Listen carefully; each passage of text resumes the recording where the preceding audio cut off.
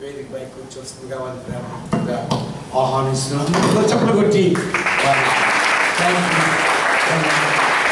అలాగే పాస్టర్ మధు గారు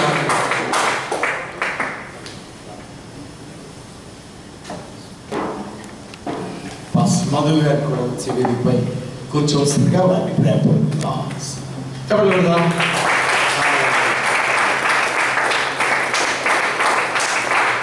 ఈరోజు ప్రత్యేకమైనటువంటి సమయంలో మనం వచ్చి ఉన్నాము. మరి మన మధ్యలో గొప్ప దైవ సేవకులు విరామం లేకుండా ప్రభు యొక్క పరిచర్య చేస్తున్నటువంటి దైవజనులు బిషప్ రెవరెండ్ డాక్టర్ స్టీవెన్ అయ్య గారు మన మధ్యలో ఉంటూ మనకి ఎంతో సంతోషము. ఇది గొప్ప దీవెన అని నేను నమ్ముతున్నాను.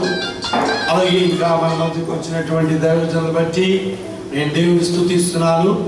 ఈ రోజున ఈ రీతిగా మనం అందరం కూడా కలిసి ప్రభుని మహిమపరచే ఈ భాగ్యము దేవుడిచ్చాడు. ప్రత్యేకంగా ఈరోజు దేవుని సన్నిధిలో మరి సుదర్శన్ గారు అలాగే విజయ సుదర్శన్ దేవుడు ఈ కుటుంబాన్ని ప్రత్యేకమైన రీతిలో దేవుడు వారిని దర్శించాడు. రాత్రి మేము ఇంకా పూర్తిగా వారి యొక్క సాక్ష్యాన్ని వింటున్నప్పుడు దేవుని యొక్క అనాది కాల ప్రణాళిక అనే విషయాన్ని మనం చూస్తున్నాం. దేవుని యొక్క ప్రణాళిక ఎవరు కూడా ప్రణాళికను దానిని మార్చలేరు. ఇది దేవుని యొక్క ప్లాన్, గాడ్స్ విల్, దేవుని చిత్తం. ఒక రోజున దేవుని చిత్తము తెలియక దేవుని చిత్తము తెలియకుండా ఉన్నటువంటి కాలం ఉంటుంది. అయితే దేవుని చిత్తము తెలిసినప్పుడు దేవుని చిత్తానికి మనము లోబడవలసినటువంటి వారమై ఉన్నాం. బైబిల్ గ్రంథంలో మనం చూసినప్పుడు మోషే జీవితంలో మనం చదివినప్పుడు ఒక వచ్చిన భాగాన్ని దయచేసి నేను మీకు జ్ఞాపకం చేస్తున్నాను. దయచేసి నిర్గమ కాండములో మనం చదివినట్లయితే మోషే తను ఏమని దేవుడు మాట్లాడుతున్నప్పుడు మోషే తను అంటున్నాడు, ప్రభువా నేను నత్తివాడినయ్యా, నేను మాట్లాడలేనయ్యా అని మోషే దేవుని యొక్క చిత్తంలో నుండి తొలగించుకోవాలని తాను ప్రయత్నము చేస్తున్నాడు. అప్పుడు ప్రభు అతనితో మాట్లాడుతూ ఏమంటే, నేను నిత్యముగా నీకు తోడుగా ఉంటాను, నీ ఇశ్రాయేలు ప్రజల దగ్గరికి వెళ్ళాలని చెప్తున్నాడు. దయచేసి 3వ అధ్యాయము 12వ వచనం. ఆయన నిత్యముగా నేను నీకు తోడయిందును, నేను నిన్ను పంపితనుటకు ఇది నీకు సూచన. Praise the Lord, praise the Lord. నిత్యముగా నేను నీకు తోడయిందును, నేను నిన్ను పంపునటకు ఇది నీకు సూచన. God bless you. దేవుని స్తోత్రం. దేవుడు మోషే జీవితంలో ఎంత గొప్ప వాగ్దానం చేస్తున్నాడు. నేను నిన్ను పంపాను, నేను నిన్ను పంపాను, నేను నిన్ను ఏర్పరచుకున్నాను, నేను నిన్ను పిలిచాను. హోరేబు కొండ దగ్గర మోషే మోషే అని దేవుడి యొక్క స్వరం వింటున్నాడు. నీ చెప్పులు విప్పు, ఇది ఉన్నటువంటి స్థలం పరిశుద్ధమైనటువంటిది కనుక వెంటనే నీ చెప్పులు విప్పాలని చెప్పినప్పుడు మోషే తన చెప్పులను విప్పేసి ఐగుప్తు వైపు విసిరివేశాడు. హల్లెలూయా.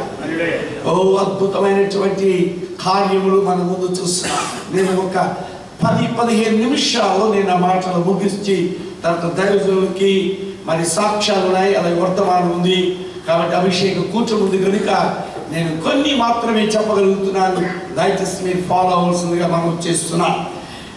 మోషే జీవితంలో దేవుడి యొక్క ప్రణాళిక ఎంత ఆశ్చర్యముగా కనబడుతుంది. ఒక సామాన్యమైన వ్యక్తి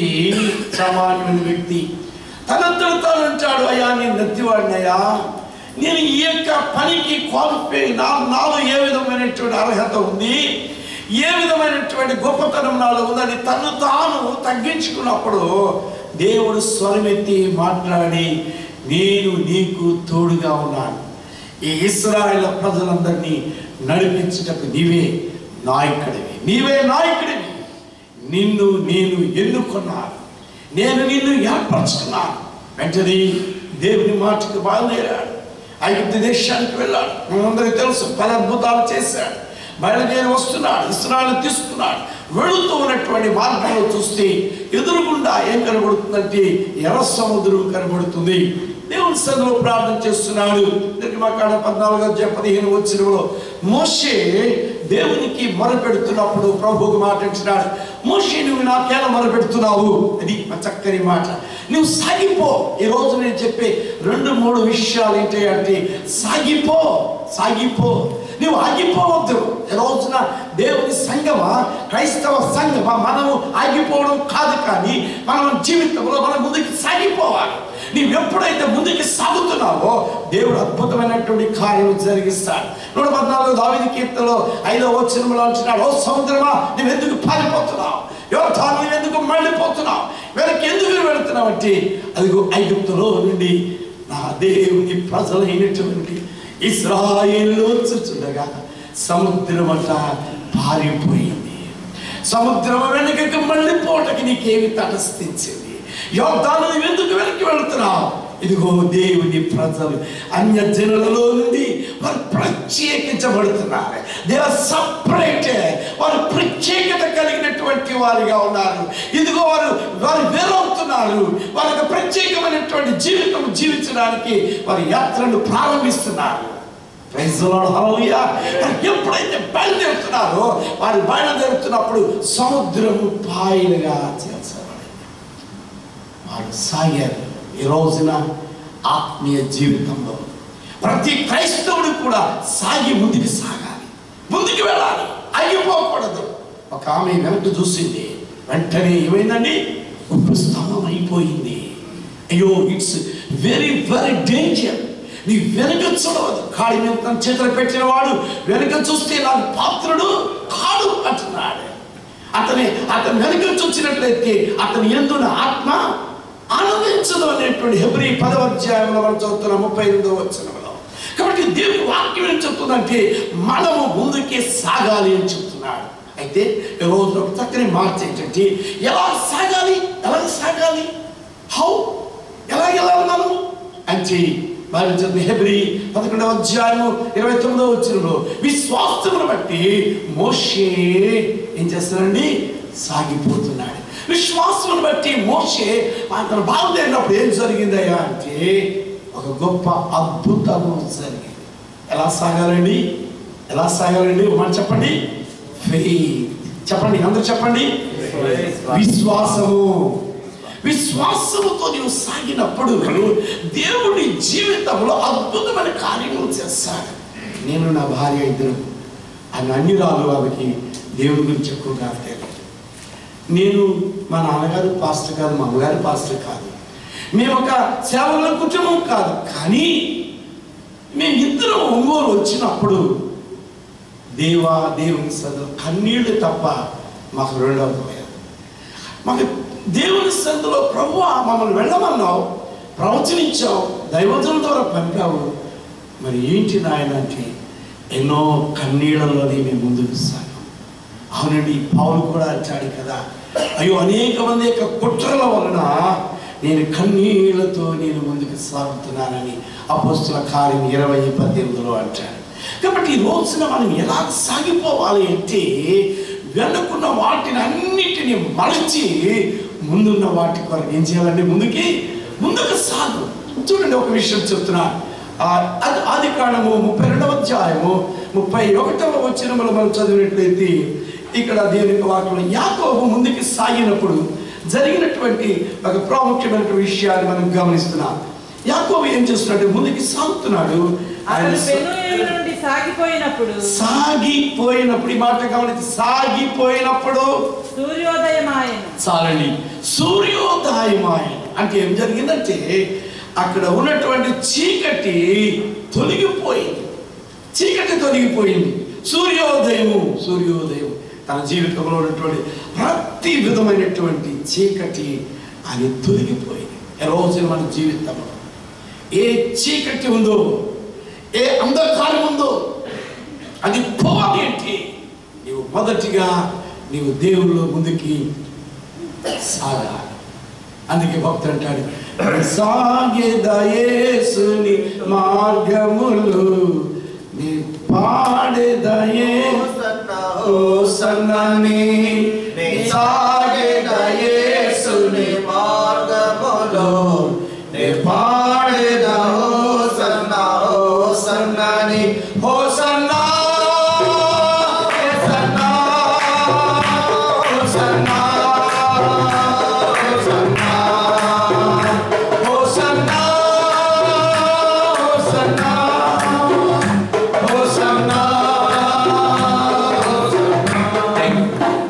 సాగినప్పుడు సూర్యోదయం ఇక్కడ మనం చదువుతున్నాము. ఎప్పుడైతే ఈ యాకోబు సాగుతున్నాడో దేవుని వెలుగు అతనిలోకి వచ్చింది. రెండవది ఏమొచ్చిందంటే అతను ముందుకే సాగినప్పుడు ఎదురుగుండా వస్తున్నటువంటి కత్తి పట్టుకొని వస్తున్న తన అన్నైనటువంటి యాషావు శత్రువు మిత్రుడైపోయాడు. వండర్ఫుల్. తెలుస్తాడు అతను శత్రువుగా ఉన్నాడు ఇంతకాలం. కానీ ముందుకు సాగినప్పుడు వెంటనే తన అన్నైనటువంటి కన్నీళ్లతో ఇరువురు కూడా మెడ మీద పడి ముద్దు పెట్టుకున్నా. నువ్వు ముందుకు సాగు. నీ సమస్యలైనా, అది నీకు విరోధులైనా, ఒకవేళ నీ జీవితంలో ఎటువంటి వారైనా అవన్నీ కూడా తొలగిపోయి దేవుడు ఒక మంచి మార్గం నీ జీవితంలో ఏర్పాటు చేశాడు. కాబట్టి రెండవదిగా మనం చూసినట్లయితే సంఖ్యాకాండంలో 2వ అధ్యాయం 9వ వచనంలో, అలాగే 2వ అధ్యాయం 34వ వచనంలో ఏమని ఈ మాటలు మనం చూస్తున్నామంటే మనం సాగుతున్నప్పుడు ఎలాగ సాగాలి. ఇది చాలా ప్రాముఖ్యమైనటువంటి విషయం. ఎలా సాగాలని? నీ ఇష్టం వచ్చినట్లు సాగకూడదు. నీవు క్రమముగా సాగాలి. ఎలా సాగాలని? మనం క్రమముగా సాగాలి. దండు ప్రయాణం అవుతున్నప్పుడు అక్కడ 2వ అధ్యాయం 9వ వచనం లెక్కింపబడిన వారందరూ వారి సేవల చొప్పున 1,56,900 మంది వారు ముందర సాగి నడవలేను. వారు నడవలేను. ఎలా సాగాలి? వారు బూరలు ఊదుతున్నప్పుడు వారి వారి యొక్క వంతుల ప్రకారముగా క్రమముగా సాగాలి. ఎవరంటే వారు, ఎప్పుడంటే అప్పుడు కాదు. అదొక బూర.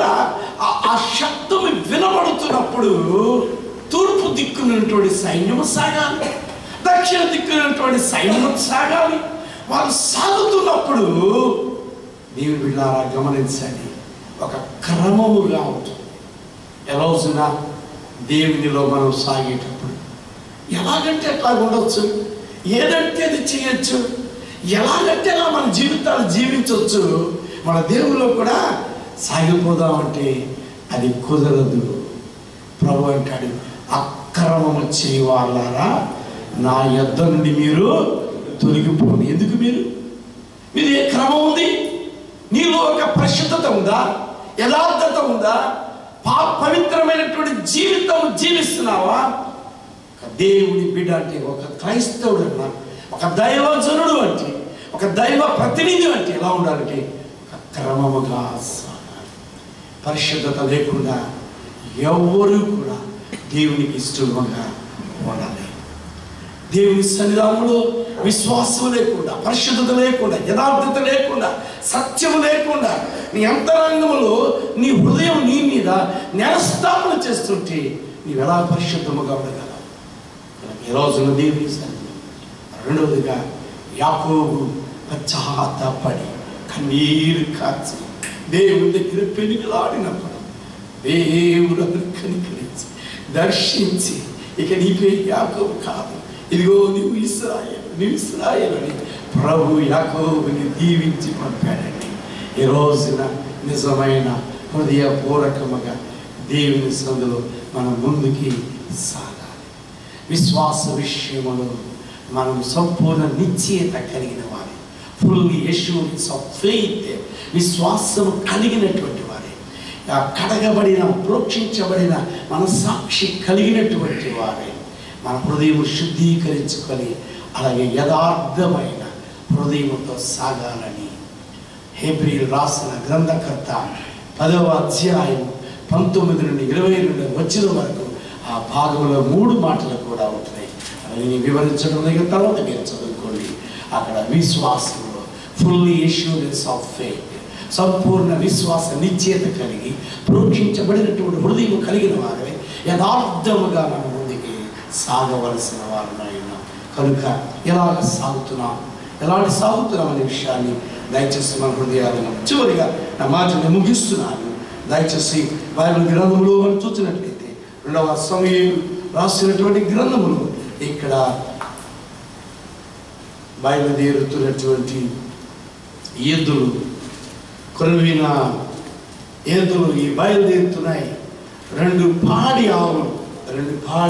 మొదటి సమూయేలు రాసిన గ్రంథంలో మనం చూసిన 6వ అధ్యాయంలో ఈ పాడి ఆవులు బయలుదేరి వెళుతున్నాయి. చివరికి దయచేసి చూడండి. ఈ పాడి ఆవులు 6వ అధ్యాయం 12వ వచనంలో చదువుతున్నాం. ఆ ఆవులు రాజమార్గమున బడి చక్కగా పోవచ్చు అరచుచ్చు బెర్షెబెషు మార్గము గుండా అవి నడిచేను. ఎలా నడవాలండి? చక్కగా. చూసేవాడికి వీళ్ళు దేవుని పిల్లలండి, వీళ్ళు దేవుని సేవకులండి. వాళ్ళ ముఖం చూస్తుంటేనే ఒక ముఖం చూస్తుంది. కొన్నిసార్లు మీకు గ్రామాలకి ఊరికి వెళ్తున్నప్పుడు నేను చూసి ప్రైజ్ లాడ్ పాస్టర్ అమ్మ ఎవరమ్మా అంటే మీరెవరు? మేము పలానా. మరి మేము ఎలా తెలుసు మీకండి? మేము ఎలా తెలుసు? మిమ్మల్ని చూస్తుంటేనే మీరు పాస్టర్ గారు తెలుసు. ఒక రోజునంట ఒక దీవో వచ్చి స్కూల్కి వచ్చి ఆయన క్రైస్తవులు అంటే ఎలా ఉంటారు చెప్పండి. క్రైస్తవ స్కూల్కి వచ్చి క్రైస్తవులు అంటే ఏంటండి, ఆదివారం బైబిల్ పట్టుకుని వెళ్తారు, వాళ్ళే క్రైస్తవులు అని తెలుసుకోవచ్చు అన్నారు. ఇంకొక ఆయన చెప్తున్నాడంట వాళ్ళ మెడలో సిలువ ఉంటుందండి, వాళ్ళే క్రైస్తవులు అండి అన్నారు. కొంతమంది సిలువ వేసుకొని అప్పుడు ఏం చేస్తాం అన్నాడు. అలాగైతే అండి సండే తెల్ల బట్టలు వేసుకుంటారండి, వాళ్ళే క్రైస్తవులు. మరి తర్వాత సోమవారం మరి ఇంకో బట్టలు వేసుకున్నాను, అప్పుడే ఎలాగంటే అట్లాగండి. అప్పుడు ఇంకో పిల్లలు చేశారనంట, ఒక క్రైస్తవుడు అంటే చెప్పక్కర్లేదండి, అని మొహం చూస్తేనే వాళ్ళకి క్రైస్తవులని, అతని ముఖం చూడగానే ఈయన దైవజనుడని అతని ఫేసే చాలండి. ప్రైజ్ లార్డ్, దేవుని స్తోత్రం. రోజున మన జీవితంలో మనం ఎలాగా ప్రయాణము చేస్తున్నామండి. ఈ పాడి ఆవులంట, ఈ 2 ఆవులు అవి పాలిస్తున్నాయి. లేగదూడలు అక్కడ కట్టేశారు, దాని మందస్సము వీటి మీద మోపబడి ఉంది. ఆ 2 బయలుదేరుతున్నాయి. వెళుతుంటుంటే ఆ వెనుక ఉన్న ఆవులంట అమ్మా నడుస్తున్నాయట, బాగా నడుస్తున్నాయట. అయితే ఇవి ఆవులు ఎప్పుడు కూడా ఆవుల మీద కాడి పెట్టరండి, ఎద్దులు మోస్తాయండి. కానీ ఈ పాడి ఆవులంట అరచచ్చు వెళుతున్నాయి, బెర్షెబెషు మార్గంలో వెళుతున్నాయి, రోజు వెళుతున్నవి. అయితే అవి వెళుతూ చక్కగా విని అనే మాటని చెప్తున్నాను. ఆ సైడ్ మంచి పచ్చని గడ్డి కనపడుతుంది, ఈ సైడ్ మంచి గలగలా పారుతున్నటువంటి నీళ్లు కనపడుతున్నాయి. నడుస్తున్నాయి రొప్పొస్తుంది. అయినా కూడా అవి వెనకరుచున్నటువంటి ఆ పిల్లల అరుపులు విని వెనక్కి చూడలేదు. ఈ పక్కన ఉన్నటువంటి గడ్డిని చూసి, ఈ సెలయేరుని చూసి ఆ పక్కకి ఈ పక్కకి అటు ఇటు వంగలేదండి. అవి గురి ఎద్దుకే పోతున్నాయి. ఎలా నడుస్తున్నాయండి? అవి రాజమార్గంలో పడి అవి చక్కగా నడుస్తున్నాయి. ఈ రోజున సుదర్శన్ తన భార్య ఆయన విజయ్ ఎదురు కూడా మరి మా ఆత్మీయ బిడ్డలు, నేను బాప్తిస్మం ఇచ్చిన ఆత్మీయ తండ్రిని కనుక ఈ కుటుంబంలో దేవుడు ఆ చక్కని మార్గంలో ఆయన నడిపించిన కాక. అది పౌలు అంటాడు కదా, నేను గురి ఎద్దుకే నేను సాగిపోతున్నాను. వెనుకున్న వాటి అన్నిటిని మార్చాను. అటు ఇటు లోకం ఎంతో రావచ్చు. అయినప్పుడు కూడా రోజున దేవుని బిడ్డలారా గమనించండి, మీరు ముందుకు సాగండి. మీ జీవితంలో దేవుడు అద్భుతమైన కార్యములు చేస్తాడు. మీరు ముందుకు సాగండి, వెనక్కి చూడద్దు, సంపూర్ణ ఉన్నట్టు సాగుదాం. అందుకని అంటాడు కదా, సామెతలో అంటాడు, మిడతలకు రాజు లేడు, అది క్రమముగా భక్తులు క్రమముగా సాగాలి, పరిశుద్ధతలో సాగాలి, విశ్వాసంలో సాగాలి. ఎన్ని శ్రమలు వచ్చినా, శోధనలు వచ్చినా నేను ముందుకే సాగుతాను. సిలువను మోసుకొని నా గమ్య స్థానానికి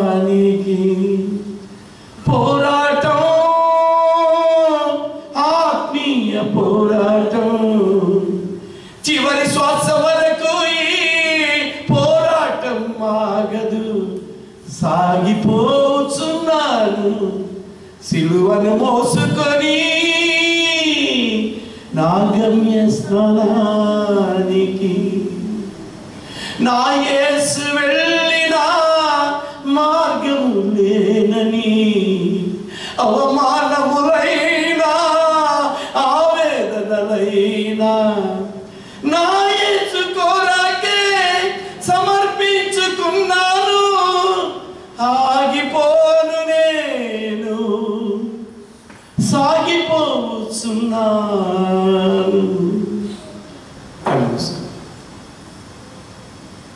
ఈరోజు తీర్మానం చేసుకో, ప్రభా నేను ఆగనయ్యా, ఈ సన్నిధిలో నేను ముందుకి సాగిపోతాను. చెప్పగలుగుతున్నావా? కళ్ళు మూసుకుని ప్రభా ప్రభా లోకం వైపు చూడదయ్యా, పాపం వైపు చూడదయ్యా, చెడు జీవితాలుగా పొందుతున్నావా, నేను ముందుకు సాగుతాను. నేను ఇప్పుడే తీర్మానం చేసుకుంటున్నాను. యేసు నామమున తండ్రి, దయచేసి కూర్చున్నాను. సమయం ప్రత్యేకమైనటువంటి కార్యక్రమంలో మనం ఉంటున్నాం. దయచేసి సమయంలో మరి సుదర్శన్ గారు మొదటిగా వచ్చి సాక్ష్యాన్ని మన ముందు చెప్తారు. దయచేసి సాక్ష్యం చెప్తుండగా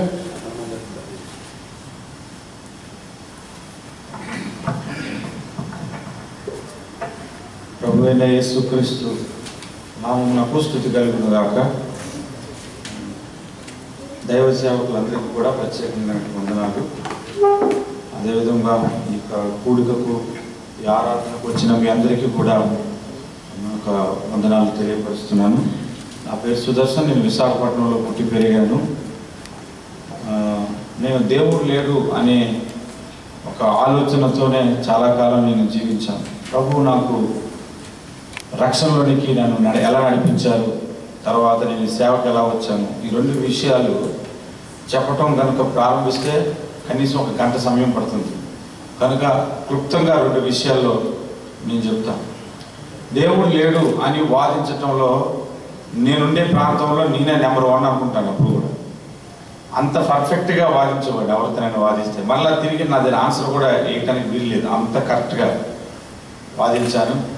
అనేకమైనటువంటి చెడు అలవాట్లు, అనేక విధాలుగా చెడిపోయిన స్థితి, కుటుంబం కూడా బాగా అప్పుల బాధల్లో చిక్కుపోయిన స్థితి. ఒకరోజు వేసవ కాలం నందు నేను బయటన పడుకున్నాను. విశాఖపట్నం సిప్యాడ్ క్వార్టర్స్ ఉన్నది. బయట నా మంచం వేసుకొని పడుకొని అమ్మ నాన్న అందరూ ఇంట్లో పడుకున్న తర్వాత బయట నేను మళ్ళీ గడపెట్టేవాడు, వాళ్ళు బయటికి రాకుండా. బయట నేను గడపెట్టి నా చెడు అలవాట్లన్నీ కూడా కొనసాగిస్తుండేవాడు. అయితే ఒకరోజు ఒక ఆలోచన నా హృదయంలో దేవుడు కలుగు చేశాడు. అది ఎటువంటి ఆలోచన అంటే, ఎంత వద్దు అని నేను అనుకున్న అదే ఆలోచన, ఎవరినైనా అవమానిస్తే అది మర్చిపోలేదు, ఎంత చెప్పినా సరే మర్చిపోలేదు కదా. అలాగ ఒక ఆలోచన నాకు వస్తుంది. ఆ ఆలోచన ఏంటంటే, నేను పడుకుంటున్నప్పుడు ఈ నక్షత్రాన్ని చేసింది ఎవరు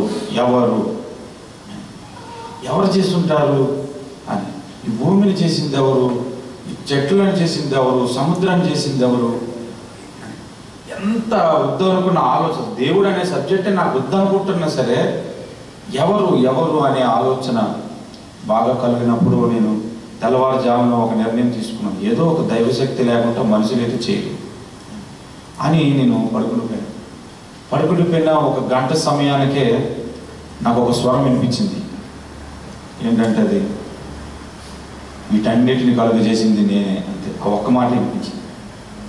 మరుసటి రోజు నేను లేచి నాకు తెలిసినటువంటి కొన్ని గుళ్ళకి, మసీదుకి, అన్ని ఏరియాలకి తిరిగేశాను. నేను దారిలో వస్తున్నప్పుడు బాప్టిస్ట్ చర్చ్ ఒకటి, బ్రిటిష్ వాళ్ళు కట్టిన చర్చ్ ఒకటి నేను చూసి అన్ని దేవుళ్ళ దగ్గరికి సంతోషంగానే వెళ్ళాను, కానీ ఈయన నా దేవుడు కాదు, మన దేవుడు కాదు, మన దేశ దేవుడు కాదు అని చర్చ్ దాటి కొద్ది దూరం వెళ్ళిపోయాను. వెళ్ళిన తర్వాత కొద్ది దూరం వెళ్ళిన తర్వాత నాకు ఒక ఆలోచన వచ్చింది. దేవుడు అని నమ్మాను కానీ ఏ దేవుడని నమ్మలేదే అని నేను యూటర్న్ తీసుకొని చర్చిలోకి ఇలాగే అన్ని బల్లలు పెట్టి ఉన్నాయి, చివరిన కూర్చుని ఎవరు లేదు, అది నార్మల్ వీక్ డేస్, సండే కాదు. కూర్చొని ఒక ఫారినరు ఏదైనా గుడిని పరిశోధించినప్పుడు రెండు చేతులు అనిపెట్టుకొని అన్నీ చూసుకుంటూ వస్తారు కదా, అలాగా చర్చిలో అన్నీ చూసుకుంటూ వస్తూ అక్కడ బైబిల్ తెరవబడి ఉంది కదా, పెద్ద బైబిల్ ఒకటి తెరవబడి ఉంది. అప్పుడు నాకు దాని రిఫరెన్స్ తెలియదు, ఇప్పుడు నాకు తెలుసు. 147వ కీర్తనలో ఒక మాట ఉంటుంది, 4వ వచనం, నక్షత్రములను కలుగ చేసింది నేనే, వాటికి పేరు పెట్టింది నేనే అనే మాట. ఆ మాట చదవగానే నాకు భయం వేసింది. నేను పరిగెత్తుకుంటూ ఇంటికి వెళ్ళిపోయాను. ఆ పరిగెత్తడం అంటే కంటిన్యూగా పరిగెత్తడం కాదు, నడవడం కూడా కాదు, అలా పరిగెత్తాను, ఆనందంతో పరిగెత్తాను. నేను వెళ్ళిన తర్వాత మా ఇంట్లో సోఫా మీద కూర్చొని ఆలోచిస్తూ ఆ బైబిల్లో ఇంకేముంటుందని మొదటగా మరలా తిరిగి చర్చ దగ్గరకు వచ్చి మొట్టమొదటి వచ్చిన చదివారు. ఆది యందు దేవుడు భూమి ఆకాశములను సృజించాడు. ఆ తర్వాత చాలా విధాలుగా ప్రభువుని ఎలా దేవుడు అని తెలుసుకోవడానికి నేను భగవద్గీత చదివాను, వేదాలకు సంబంధించిన చదివాను, తర్వాత బైబిల్ కూడా చదివాను. మొత్తానికి ఇదంతా చెప్తే సమయం అవుతుంది, కానీ నేను ప్రభువుని అంగీకరించిన తర్వాత విశాఖపట్నం గంగవరం బీచ్లో బాప్తిజమం పొందాను. ఆ తర్వాత 2007వ సంవత్సరంలో ఎస్ఆర్ మనోహర్ గారు మీటింగ్స్ సింగపూర్ దేశంలో తెలుగు మెథడిస్ట్ చర్చిలో జరుగుతున్నాయి. ఆ 3వ రోజు కూటానికి నేను వెళ్ళినప్పుడు అందరూ గుంపుగా ప్రార్థన చేసుకోవటానికి వెళ్ళాను. అప్పటికే నేను దేవుని వాక్యం చెప్పటం, ఆసక్తితో దేవునిలో కొనసాగటం ఇవన్నీ జరిగింది. దీనికి ముందు ఏం జరిగిందంటే, నేను సింగపూర్కి వచ్చినప్పుడు నా వీసా కరెక్ట్ కాదని చెప్పి నన్ను అరెస్ట్ చేసి ఎయిర్పోర్ట్లో పెట్టేసింది. ఒక రూమ్లో అరెస్ట్ చేశారు, కస్టమ్స్ అరెస్ట్ చేశారు. నీ వీసా మీ బాస్ ఫోన్ చేసాం, వాళ్ళు తెచ్చిస్తే సరే, లేదంటే నిన్ను మరలా తిరిగి పంపిస్తాను ఒక స్లిప్లో రాశారన్నమాట, ఈ ఫ్లైట్కి రేపు మార్నింగ్ నువ్వు వెళ్ళిపోవాలి. ఆ గదిలో ఉండేటప్పుడు నాకు పెద్ద ప్రార్థన తెలియదు, ఒకటే ఒక ప్రార్థన చేశాను, ప్రభువా నన్ను సింగపూర్లో తీసుకెళ్ళు, నేను నీ పని చేస్తాను అంతే. ఎందుకన్నా తెలియదు, ఆ మాట అనేసాను ఒక్క మాటలో. ప్రభు నన్ను బయటకు తీసుకొచ్చారు, మరుసటి రోజు ఉదయాన్నే ఒక వీసా తీసుకొచ్చారు, నేను బయటకు వచ్చాను. వచ్చిన తర్వాత 2007వ సంవత్సరంలో మాత్రం ఎస్ఆర్ మనోహర్ గారు అందరూ గుంపుగా ప్రార్థన చేయడానికి వెళ్తుంటే నేను వెనుకున్నాను, నన్ను ప్రత్యేకంగా ఇలా పిలిచి నా చేయి పట్టుకొని అందరిలో ముందుకెళ్ళలాగి నాకు మాట చెప్పారు, దేవుడు నిన్ను వాడుకుంటాడు, నువ్వు దేవుని సేవ చేస్తావు. అప్పుడు నేను అనుకున్నాను, ఎస్ఆర్ మనోహర్ గారు దేవుడు నాతో ఎందుకు మాట్లాడి డైరెక్ట్గా నాతో మాట్లాడలేడా. ఇలాగ చాలామంది సేవకులు చెప్పారు, ఒకరిద్దరు కాదు. నేను ఇండియా వెళ్ళినప్పుడు కూడా చెప్పారు. ఆ తర్వాత ఒకరోజు నేను మా మేనేజర్తో, మా కంపెనీ మేనేజర్తో పాయలాబాద్ దగ్గర ఉన్న ఒక చైనీస్ చర్చ్కి నేను వెళ్ళాను. ఇలాగే మీకులాగే చివరిన కూర్చున్నాను మా మేనేజర్ పక్కన. వాక్యం చెబుతూ మధ్యలో ఆగిపోయాడు. అప్పుడు నా భార్య కూడా ఉంది.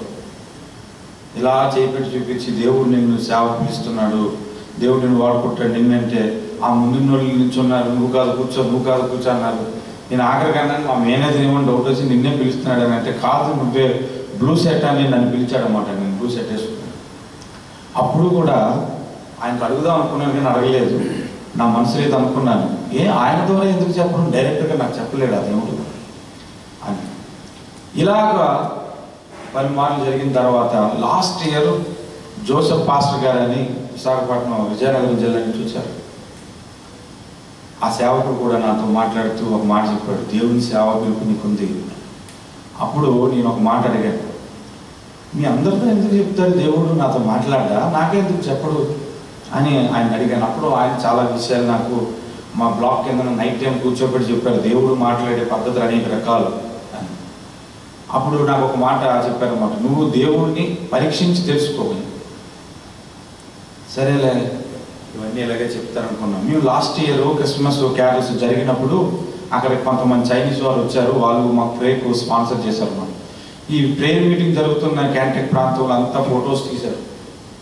అక్కడ చాలామంది బ్రదర్స్ వచ్చారు. ప్రవీణ్ అన్న, శ్రీనాథ్ అన్న వాళ్ళు కూడా వచ్చారు. శ్రీనాథ్ అన్న వచ్చారు, అది ప్రవీణ్ అన్న వచ్చారు.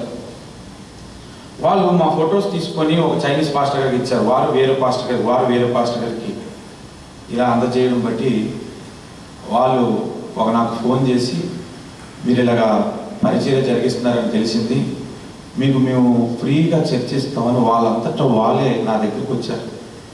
మా ఇంటికి ఫోన్ చేసి మా ఇంటికి వచ్చినప్పుడే ఆ పాస్టర్ గారి ముఖం నేను చూశాను. నేను వాళ్ళ దగ్గరికి వెళ్ళలేదు, వాళ్ళే మా ఇంటికి వచ్చారు.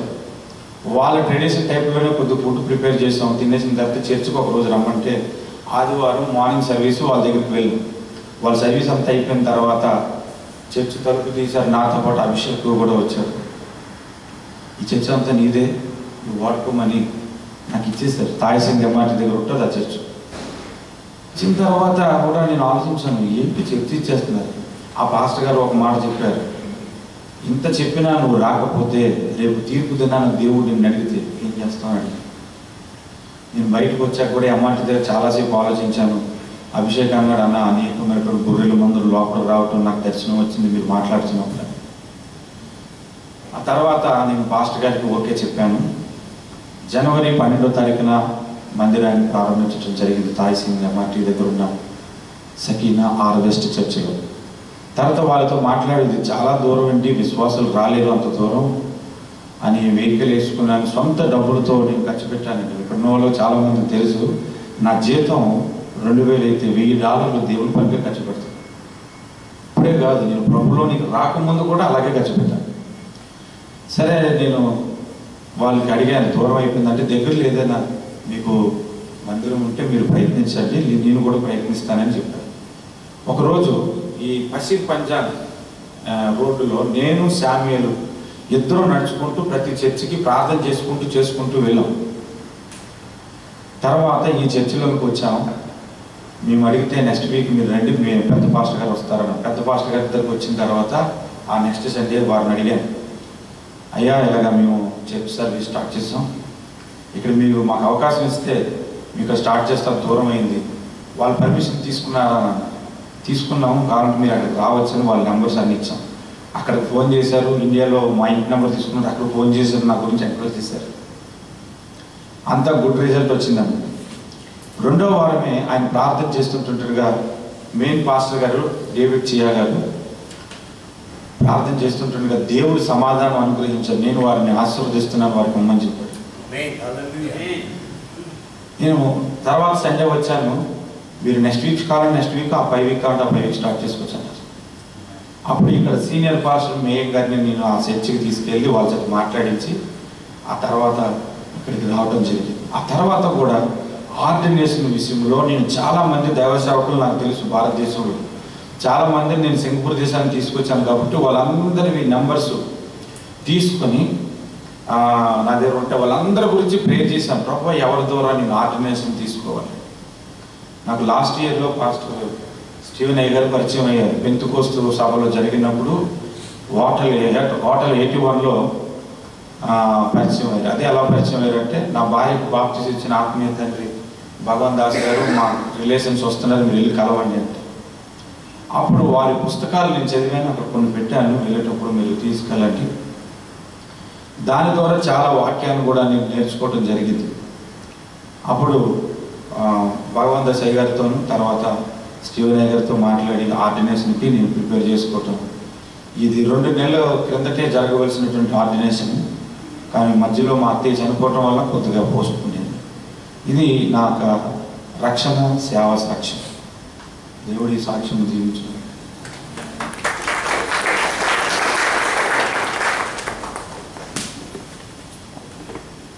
అద్భుతమైనటువంటి సాక్ష్యము, దేవుని ద్వారా ఏర్పరచబడినటువంటి దైవజనుడు. మరి దేవుడు స్పష్టంగా మాట్లాడి ప్రభు యొక్క పిలుపు కొరకు, దేవుని సేవ కొరకు ఈ కుటుంబాన్ని ఏర్పరచుకున్నారు. మేము కూడా దృఢంగా మేము నమ్ముచున్నాము, మేము విశ్వసిస్తున్నాం. నమ్మిన వారందరూ దేవుని స్తోత్రం చెల్లించాలి. హల్లెలూయా. ఈ సమయం ముందు వారి కొరకు మన మధ్య ఉన్నటువంటి పాస్టర్ ఏలియా గారు మరి ప్రార్థన చేస్తుందిగా మనం చేస్తున్నాం. ఏలియా గారు ప్రార్థన, పాస్టర్ ఏలియా గారు ప్రార్థన. కళ్ళు మూసుకుందాం.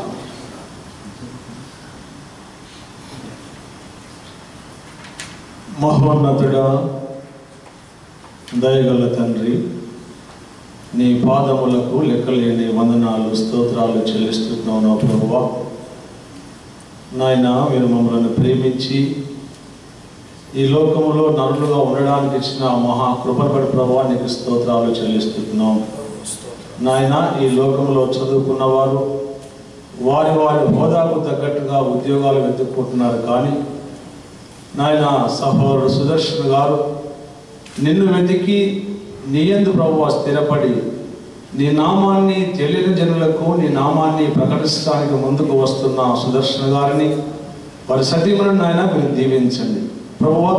నీ రాకడ ఆసన్నమై ఉన్నది కనుక నీ రాకడ సమయంలో నీ నామంలోనికి బలంగా వస్తున్న సుదర్శన్ గారి దంపతులను మీరు దీవించండి.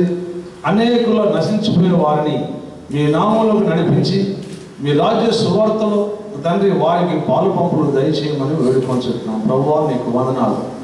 మా జీవితకాలం మహా అయితే 70 సంవత్సరములు, అధిక బలం ఉంటే 80 సంవత్సరములు మీరు సెలవిస్తున్నారు. నా తండ్రి, ఈ కాలంలో మేము నీ పని చేసి నీ నామానికి మహిమకరంగా అనేక ఆత్మలను నడిపిస్తే మీరు ఆకాశంలో వెలిగే జ్యోతుల వల్ల చేస్తారని సెలవిచ్చినారు కనుక తండ్రి, సుదర్శన్ గారిని మీరు దీవించండి. ఇంకా అనేక ఆత్మలను మీ నామంలో నడిపించే సహాయము ఆ దంపతులకు దయచేసి మీ నామాన్ని మహిమ తెచ్చుకోమని నా ప్రభువును నీ ప్రియ కుమారుడైన యేసు రక్షకుని ద్వారా నిన్ను వేడుకొంటున్నాము స్వామి. థ్యాంక్ యూ పాస్టర్ గారు. వందనాలు చెల్లిస్తున్నాం వారికి. మరి సమయమందు దేవుని కళాసులు దైవజనులు ఖమ్మం, అలాగే ఖమ్మం ఏరియా డిస్టిక్ పాస్టర్గా, అలాగే బిషప్, మరి దేవుడు తన దాసులను అభిషేకించి 46 మండలాల్లో కూడా ప్రతి మండలంలో వెళ్ళి అక్కడ కూటాలు పెట్టి దైవజనులను అభిషేకించి అనేక మందికి ఆర్డినేషన్స్ ఇచ్చి ఆ పట్టణమంతా కూడా సువార్త చేయడానికి ర్యాలీలు చేసి మరి మారుమూల గ్రామంలో ఇంటీరియర్ ప్లేసెస్లో కూడా వెళ్ళి అక్కడ ఉన్నటువంటి పేద ప్రజలకు, చదువు లేని వారికి కూడా వారికి దేవుని వాక్యాన్ని అందిస్తూ మరి స్టీవెన్ అయ్య గారు, అలాగే షేరా స్టీవెన్ గారు, వారి యొక్క సతీమణి గారు, మరి వారి యొక్క కుమారులు, మరి 3 కుమారులు, 2 కుమారులు సంపూర్ణమైనటువంటి సేవ. వారు ఏదైనా చదువు లేని వాళ్ళు కాదు, సాఫ్ట్వేర్ ఇంజనీర్స్, మంచి చదువుకుని దేవుని పిలుపు ద్వారా రిజైన్ చేసేసి ప్రభు యొక్క పరిచర్య, ఒక ఆయన తండ్రి దగ్గరే ఉంటూ మణుగూరులో సేవ చేస్తున్నారు. వారి పేరు జాన్ వెస్లీ. అలాగే పెద్ద బాబు పేరు విజయ్ కుమార్ గారు. కొత్తగూడెంలో 2 సంఘాలు కలిగి మంచి సేవ చేస్తూ సాక్ష్యము కలిగి దేవుని కొరకు ప్రయాసపడుతున్నారు. వారు ప్రతి సంవత్సరం 100 రోజులు ఉపవాస ప్రార్థన నిర్వర్తిస్తారు. అంత మాత్రమే కాకుండా ప్రతి పూట మార్నింగ్ బ్రేక్ఫాస్ట్ తినకుండా ఆడగులు దేవుని సేవ కొరకు మధ్యాహ్నం వరకు అన్నం తినకుండా ఇలా గట్టిగా ఉపవాసాలతోటి కష్టమైన ప్రభు కొరకు సేవ చేస్తున్న దైవజనులు మన మధ్యలో ఉంటే చాలా సంతోషం. చెప్పడకూడదాం. వారికి సంబంధించిన దేవుని వాక్యాన్ని అందిస్తారు.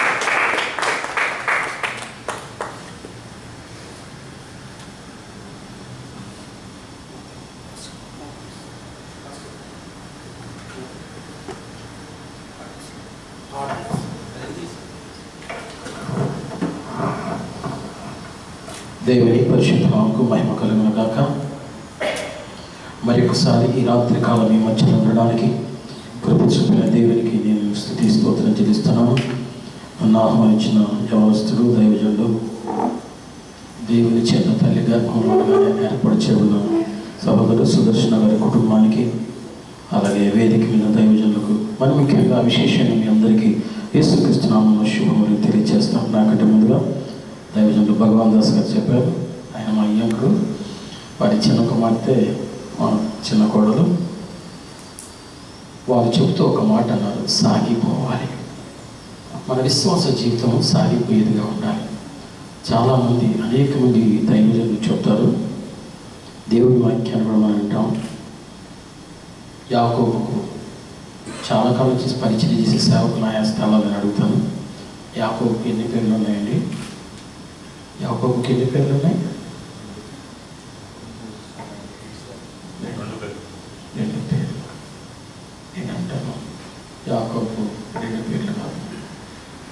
there are 3 names. మొట్టమొదటి యాకోబు. యాకోబు అంటే మోసగాడు. మోసగాడిగా జీవితం ప్రారంభించబడింది. ఆశీర్వాదాన్ని దొంగిలించాడు. దొంగిలించి జబ్బు కురివు దగ్గర రాత్రి అంతా ప్రార్థన చేశాడు. ఇశ్రాయేలుగా మార్చబడింది. చాలామంది జీవితం అక్కడ ఆగిపోతుంది. కానీ ఇశ్రాయేలుగా మార్చబడిన తర్వాత తన జీవితాన్ని కొనసాగిస్తూ యెషయా గ్రంథం 44వ అధ్యాయంలో, ద్వితీయోపదేశకాండం 32వ అధ్యాయంలో రాయబడింది, నా సేవకుడైన యాకోబు నేను ఏర్పరచుకునే యెషూరు అన్నాడు. యెషూరు అనే మాట రైటస్ పర్సన్ అంటే తిన్ననైన వాడు, సాగిపోయేవాడు. మన విశ్వాసము కర్తవ్యం దాన్ని కొనసాగించేవాడు. యేసు వైపు చూస్తూ కుడికి కానీ ఎడమకు కానీ తొలగకుండా చివరి వరకు మన విశ్వాస జీవితాన్ని కొనసాగించేవారు ఉన్నారు. చాలామంది ఈ 2 దశలతోనే ఆగిపోతారు. యాకోబు ఉంటారు, రక్షణ పొందుతారు, ఇశ్రాయేలుగా మార్చబడితే అంతా ఆగిపోతారు. కానీ దేవుని వాక్యం సెలవించినట్లుగా చివరి దాకా కొనసాగేవారే మన నిత్య రాజ్యంలో ప్రవేశిస్తారు. కనుక ఈ రాత్రికాలం పరిశుద్ధంగా బైబిల్ వచ్చి కీర్తనాకారుడు 89వ కీర్తన ఎజ్రాహీయుడైన ఏతాను రచించిన దైవ జ్ఞానం 20వ అధ్యాయాన్ని 89వ అధ్యాయం 20వ వచన భాగాన్ని నేను చదువుతాను. నా సేవకుడైన దావీదును నేను కనుగొని ఉన్నాను, నా పరిశుద్ధ తైలంతో అతనిని అభిషేకించున్నాను. ఈ చదవబడిన వాక్య భాగము ఎజ్రాహీయుడైన ఏతాను దైవజనుడు దావీదుని గురించి రాస్తున్నాడు. చాలాసార్లు మనం దేవుని వాక్యాన్ని వింటూ ఉంటాం. ఒకసారి దావీదు గురించి నేను ధ్యానం చేస్తున్నప్పుడు, దావీదు సమూయేలు మొదటి గ్రంథంలో నుండి 16వ అధ్యాయంలో మనం దేవుని వాక్యాన్ని చదివితే అక్కడ ఒక మాట రాయబడింది. దయచేసి ఇక్కడ కూర్చున్న వారందరూ సమూయేలు మొదటి గ్రంథము 16వ అధ్యాయంలో ఒక మాట రాయబడింది. అది ఏంటంటే 17వ అధ్యాయం 55వ వచనంలో, సౌలు దావీదు ఫిలిస్తీనికి ఎదురుగా పోట చూచినప్పుడు తన సైన్యాధిపతి అబ్నేరుని పిలిచి, అబ్నేరు, ఈ యవనుడు ఎవరి కుమారుడు? ఈ యవనస్తుడు ఎవరి కుమారుడు అంటున్నాడు. దావీదు ఫిలిస్తీన్కి ఎదురుగా యుద్ధానికి వెళ్తా ఉన్నాడు. వెళ్ళేటప్పుడు చూచి అంటాడు, ఇతను ఎవరి కుమారుడు? ఈ రాత్రికాలం నేను మిమ్మల్ని అడిగేది, ఇతను మీరు ఎవరి కుమారుడు నా ప్రశ్న. ఒకసారి 1986వ సంవత్సరం మాకు దగ్గరలో డిపార్ట్మెంట్ ఆఫ్ అటామిక్ ఎనర్జీ ఉంది. హెవీ వాటర్ ప్లాంట్ అని ఆసియా ఖండంలో 2nd హైయెస్ట్, అది మంచిది. అక్కడి నుంచి ఆ యొక్క వాటర్, హెవీ వాటర్ అంతా కూడా అదర్ కంట్రీస్కి ఎక్స్పోర్ట్ అవుతుంది. కేవలం మాకు 10 కిలోమీటర్స్. నేను ఆ ప్రాంతంలో సువార్త ప్రకటిస్తూ వీధి ప్రసంగం చేయడానికి నేను, నా భార్య, నాతో పాటు చాలామంది కలిసి వెళ్ళాం. యవనస్తులు కలిసి వెళ్తూ ఉంటే ఒక చిన్న పిల్లవాడు, జాగ్రత్తగా గమనించు, దాదాపు ఒక 10 సంవత్సరాల పిల్లవాడు వచ్చి, నాయన ఏమన్నా ఏమన్నా అయిపోరా అన్నాడు. వీధి ప్రసంగం చేస్తూ పాటలు పాడుతూ ఉన్నాను. మరలా వచ్చాడు. ఆ సమయంలో ఎంత సీరియస్గా ఉన్నానంటే, ఒక నాస్తికుడు, దేవుని ఎరగని వాడు వచ్చాడు. మీకు జ్ఞాపకం చేస్తాను కొన్ని మాటలు. వచ్చాడు, మనుష్యుడు కోతి నుండి వచ్చాడు. డార్విన్ సిద్ధాంతం ప్రకారం కాలక్రమేణా కాలం మారిపోయింది. నువ్వు ఆగలే యేసు ప్రభు బోధ ఆఫీసి అన్నాడు. పని పాటలేక నేనన్నా పని పాటలే కాదు, సింగరేణి కాలేజీలో ఒక మంచి ఉన్నతమైన ఉద్యోగం చేస్తున్నా, నెలకు నాకు ఇంత శాలరీ వస్తుంది, పని లేక పాట లేక వచ్చేది, నీలాంటి వారు నశించిపోకుండా ఉండడం కోసం నేను సువార్త ప్రకటిస్తున్నా, ఈ వీధిలో నిలబడి చెప్పాల్సినంత అవసరం నాకు లేదయ్యా అన్నాను. అయినా నువ్వేమన్నావు అయ్యా అన్నా. డార్విన్ సిద్ధాంతం ప్రకారం మనుషుడు కోతి నుంచి వచ్చాడన్నాడు. నేనన్నా నీతో నేను మాట్లాడతాను, ఒక 10 నిమిషాలు అన్నాను. వెంటనే వాక్యం చెప్పాను, పక్కన పిలిచాను, కూర్చోబెట్టాను. కూర్చోబెట్టిన తర్వాత ఒక మాట అన్నా. డార్విన్ సిద్ధాంతం ప్రకారం కోతి నుంచి మనిషి వస్తే నేను నమ్ముతున్న బైబిల్లో ఒక మాట చెబుతుంది, మనుష్య మాంసం వేరు, పక్షి మాంసం వేరు, జంతు మాంసం వేరు, చేప మాంసం వేరు. అపోస్తలుడైన పౌలు కొరింథీ సంఘానికి రాస్తాడు. అప్పుడు నేను ఒక మాట అన్నా, మానవ జాతిలో మనుష్యుడిగా పుట్టిన ప్రతి మనిషికి బ్లడ్ గ్రూప్, రక్త గ్రూపులు 4 రకాలు. ఏ గ్రూప్, బి గ్రూప్, ఏబి అనుకో, 4 గ్రూప్. అంతకుమించి ఏదో కొత్తదో కూడా కనుక్కున్నా, ఏ గ్రూప్ వాడికి బ్లడ్, బి గ్రూప్ వాడి బ్లడ్ కొడతారు. ఏ గ్రూప్ మనిషి ఉంటే నాది బి గ్రూప్, బి పాజిటివ్. నా భార్యది ఓ, నా రెండవ కుమార్తె ఏ. నా గ్రూపు రక్తం ఎప్పుడైనా నాకు 2010లో మేజర్ యాక్సిడెంట్ అయింది. నేను ప్రయాణం చేసిన సుమో మీటింగ్స్కి వెళ్ళి వస్తాను. మేజర్ యాక్సిడెంట్ అని రక్తం అవసరం. వాళ్ళెవ్వరి రక్తం నాకు సరిపోలేదు. ఎక్కిస్తే బ్రతుకుతానా? బ్రతకరు, చనిపోతారు. అప్పుడన్నా మనిషి రక్తమే మనిషికి సరిపోతే కోతి రక్తం ఎన్ని సంవత్సరాలకు మనిషిగా మారుతుంది చెప్పగలవా అని కొద్ది ప్రశ్న ఏం మాట్లాడకుండా వెళ్ళిపోయాడు. వెంటనే ఆ కుర్రోడు అయినా ఇడిచిపెట్టలే.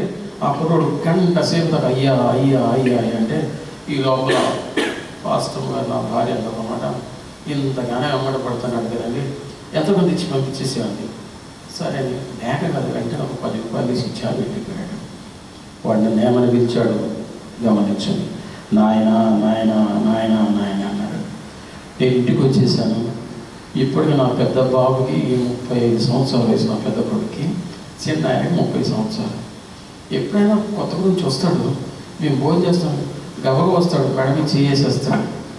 గబగ వచ్చి భోజనం చేస్తుంటే నాతో పాటు పక్కన కూర్చోడు, డాడీ భోజనం పెట్టుకుంటాడు. కానీ నా గర్భంలో పుట్టిన కుమారుడు ఆ పని చేయగలడు. కానీ నాయన నాయన నాయన అని పిలిచాడు వాడు నేను ఇంటికి వచ్చేసిన తర్వాత నాయనగారు నేను ఇంట్లోకి వచ్చి నా డైనింగ్ టేబుల్లో నా పక్కన కూర్చొని ఫోన్ చేస్తాడా? అర్థం కాదు, నేను చేస్తాడా? బొమ్మని దాటి కూడా బయటికి రాని లోపల రానిస్తారా? ఎందుకంటే వాడు నా గర్భంలో పుట్టినవాడు కాదు. అందుకే ప్రభువా ప్రభువా అని పిలుచు ప్రతివాడు పరలోక రాజ్యములు చేరడు. కానీ దేవుని చిత్తము చొప్పున ఎవరు చేస్తారో వాళ్ళు మాత్రమే, దేవుని ఆత్మమూలంగా ఎందరు జన్మించారో వారు మాత్రమే నిత్య రాజ్యంలో ప్రవేశించే యోగ్యత ఉంది. అయితే నా సేవకుడైన దావీదుని నేను కనుగొన్నాను. దావీదు యొక్క జీవితాన్ని మనం గమనిస్తే వాస్తవానికి ఇంకొక సత్యాన్ని ఇందాక చెప్పిన ఒక మాట, యాకోబుకు 3 పేర్లు నేను చెప్పాను. అవునా? ఇంకొక విషయాన్ని మీకు, దావీదు వాస్తవానికి దేవుని రాజ్యానికి దేవుని మందిరంలో ప్రవేశించే ఎలిజిబిలిటీ లేదు. చాలామంది అనుకోవచ్చు ఎందుకు లేదని అనుకోవచ్చు. ద్వితీయోపదేశకాండ 23వ అధ్యాయం మన చరిత్ర ఒక మాట రాయబడింది. మోయాబీయుడు కానీ అమ్మోనీయుడు కానీ వారిలో 10వ తరం దాకా ఎప్పుడు కూడా దేవుని సన్నిధి సమీపించడానికి వీలు లేదు. మోయాబీయుడు అమ్మోనీయుడు ఎవరంటే లోతు సొదొమ గొమొర్రా పట్టణాల్లో ఉన్నప్పుడు దేవదూతలు అతను దర్శించాయి, అతన్ని బయటికి తీసుకుని వచ్చాయి, దేవుని ఉగ్రత కుమ్మరించబడింది. ఆ తర్వాత లోతు తన కుమార్తెలతో అక్రమంగా కలిగిన సంతానమే మోయాబీలు అమ్మోనీయులు. కాబట్టి మోయాబీలు తండ్రి కుమార్తెల ద్వారా జన్మించిన సంతానం కనుక మోయాబీలు అమ్మోనీయులు. ఆ సంతానంలో 10 తరాల దాకా 10 జనరేషన్స్ దాకా అసలు దేవుని మందిరాన్ని సమీపించడానికి యోగ్యత లేదు. అటువంటి స్థితిలో ఉన్నప్పుడు ఒకానొక దినాన యూదా బెత్లెహేము దేశంలో సమృద్ధిగా ఉన్న కరువు వస్తుందేమని భయంతో భీతితో నయోమి అనబడే ఆమె ఎలీమెలకి నయోమి ఇద్దరు కూడా కలిసి మోయాబు దేశానికి వెళ్ళిపోయారు. వెళ్ళారు. కానీ వెళ్ళిన తర్వాత తన కుమారులు ఇద్దరికి కూడా ఎవరిని పెళ్లి చేసింది? మోయాబు స్త్రీలను వివాహం చేసింది. ఆ మోయాబు స్త్రీలను వివాహం చేసిన తర్వాత వాళ్ళిద్దరు, భర్త చనిపోయాడు, 2 పిల్లలు చనిపోయారు. అప్పుడు అంది, నేను సమృద్ధి కలిగిన దానే వచ్చాను, రిక్తురాలు నేను తిరిగి వెళ్ళిపోతే నన్ను నయోమి అన్నది నన్ను. ఆ తరుణంలో అత్తగారైన నయోమి పిలిచింది, పెద్ద కోడని ఓర్పాన్ని పిలిచి, అమ్మ ఇక నీకోసం నేను చూడలేని వెళ్ళిపోమని వెళ్ళిపోయింది. కానీ రూతును పిలిచి, మోయాబీయుడైన రూతమ్మని పిలిచి అత్తైన నయోమి అంది, అమ్మ నువ్వు కూడా వెళ్ళామంటే యెహోవా జీవముతో నేను వెళ్ళను, నువ్వు వెళ్ళే చోటికి నేను వస్తా, నీవు నివసించే చోటి నేను నివసిస్తా, నీవు ఎక్కడ చనిపోతావు అక్కడే నేను చనిపోతా, నీవు పాతి పట్టబడి చోటనే నేను, మరణం తప్ప ఏదైనా నన్ను ప్రత్యేకిస్తే అది మనకు దూరం అవ్వను కాక అని ఒక గొప్ప తీర్మానం చేసింది. ఆ గొప్ప ప్రార్థనాపరురాలు గొప్ప తీర్మానం చేసిన రూతును బట్టి కొంతకాలం అయిపోయింది. రూతు బోయజుల వివాహం జరిగింది. రూతు మోయాబీయురాలు. జాగ్రత్తగానండి. బోయజు రూతునందు ఓబేదును కనేను, ఓబేదు యెష్షయిని కనేను. యెష్షయి ఎవరిని కన్నాడు? ఎన్ని జనరేషన్స్ అయినాయి? Only 4th generation. వాస్తవానికి ఒక మోయాబీయురాలి ద్వారా కలిగిన సంతానం 10 తరాల దాకా దేవుని సన్నిధికి దేవుని మందిరానికి వెళ్ళే యోగ్యత లేదు. కానీ ఒక గొప్ప తీర్మానం చేసుకొని ప్రభువుని వెంబడించడానికి, జీవము గల దేవుని వెంబడించడానికి గొప్ప తీర్మానం చేసుకున్న రూతును బట్టి 4వ తరమే దావీదును దేవుడు ఆ శాపాన్ని ఆశీర్వాదంగా మార్చి దేవుడు దావీదుని ఎన్నుకోవడానికి కృప చూపాడు. ఈ రాత్రికాలం చాలామంది దేవుని సన్నిధిని వెంబడించడానికి, చివరి వరకు వెంబడించడానికి చాలామంది. అయితే దావీదును, నా సేవకుడైన దావీదును నేను కనుగొన్నాను. దావీదు ఫిలిస్తీన్ల మీదకి యుద్ధానికి వెళ్తే తన యవని కుమారుడు, దేవుని కుమారులు ఎలా ఉండాలో క్లుప్తంగా ఒక 10 నిమిషాల్లో నేను ముగించేస్తాను. దేవుని కుమారుడు మనం యేసుక్రీస్తు వారముగా ఉంటే, యేసుక్రీస్తు సంబంధంగా ఉంటే మొట్టమొదట సహోదరులను ప్రేమిస్తాడు. తన సహోదరుని ప్రేమించని వాడు దేవుని సంబంధి కాదు. దేవుని వాక్యం 1 యోహాను పత్రిక 3వ అధ్యాయం చెబుతుంది ఒక మాట. దేవుని సంబంధులైతే సహోదరులను ప్రేమిస్తారు. సహోదరుని ప్రేమించని వాడు దేవుని సంబంధి కాదు. మొదటిది. రెండవది, సహోదరుని ప్రేమించిన వాడు దేవుని సంబంధి కాడు. వాడు చీకటిలో ఉన్నాడు, చీకటిలో నడుస్తున్నాడు. వాడు ఎక్కడికి వెళుతున్నాడు, ఏ గమ్యం వాడు ఎరగని వాడి గుడ్డివాడు గనక వాడు నరహంతకుడు. ఏ నరహంతకుని నిత్య జీవమని చెప్పేశాడు. ఈరోజు చాలామంది రక్కలున్న వాళ్ళ గురించి పట్టించుకునే లక్షణం లేవాడు. కానీ నిజమైన క్రీస్తు యేసు సంబంధులు, దేవుని బిడ్డలు, దేవుని కుమారులు సహోదరులను ప్రేమించి వారి రక్షణ కొరకు ప్రార్థన చేస్తారు. మరి దైవులను భగవాన్ దాస్ గారు ఒక మాట చెప్పారు. లాస్ట్ 2 ఇయర్స్లో నేను ఖమ్మం జిల్లా అంతా తిరిగి దాదాపు 16,000 మంది ప్రతిరోజు 1 గంట సేపు మా డిస్టిక్ కొరకు ప్రార్థన చేయడానికి దేవుడు సహాయం చేశాడు. ఈ సంవత్సరం, నెక్స్ట్ ఇయర్, ఈ 2 సంవత్సరాల్లో 1,00,000 మంది ప్రార్థన ఎదురు తెలంగాణ ప్రాంతం అంతటా పర్యటించి దాదాపు ఇప్పటికే తెలంగాణలో అన్ని రెవెన్యూ డివిజన్స్, దాదాపు 40 రెవెన్యూ డివిజన్, అన్ని డివిజన్స్ తిరిగి నేను కాన్ఫరెన్స్ మీటింగ్ పెట్టి అనేకులను దేవుని సన్నిధికి ప్రార్థనా పనులు లేపడానికి దేవుడు కృప చెప్పాడు. కనుక సహోదర ప్రేమ మొదటి కలిగిన. రెండవది, క్రీస్తు యేసు సంబంధులు లోకంలో ఉన్న వారి లోకాన్ని జయిస్తారు. ఒక మాట రాయబడింది, దేవుని సంబంధులు, దేవుని బిడ్డలైన వారు లోకాన్ని జయిస్తారు. నేను ఒక పుస్తకం రాశాను, మనుషులను బట్టి దాదాపు దేవుని కృపను బట్టి 35 పుస్తకాలు రాశాను. అందులో ఒకటి మనుష్యులను పట్టు జనం. ఒక స్థలానికి వెళ్ళాను. ఒక లీడర్ ఇస్ ఏ రీడర్. ఆయన సిచ్యువేషన్స్ స్టడీ చేస్తాడు, పరిస్థితులు చూస్తాడు, మనుషులు అన్ని చదువుతాడు. నేను ఒక దినాన దాదాపు ఒక 30 సంవత్సరాల క్రితం రాజమండ్రి ధవళేశ్వరం వెళ్ళాను. ధవళేశ్వరం వెళ్ళినప్పుడు ఆ రోజు మారు మనసు వచ్చి వాక్యం చెప్పాలని అడిగాను. ఏం చెప్పాలని ఆలోచన.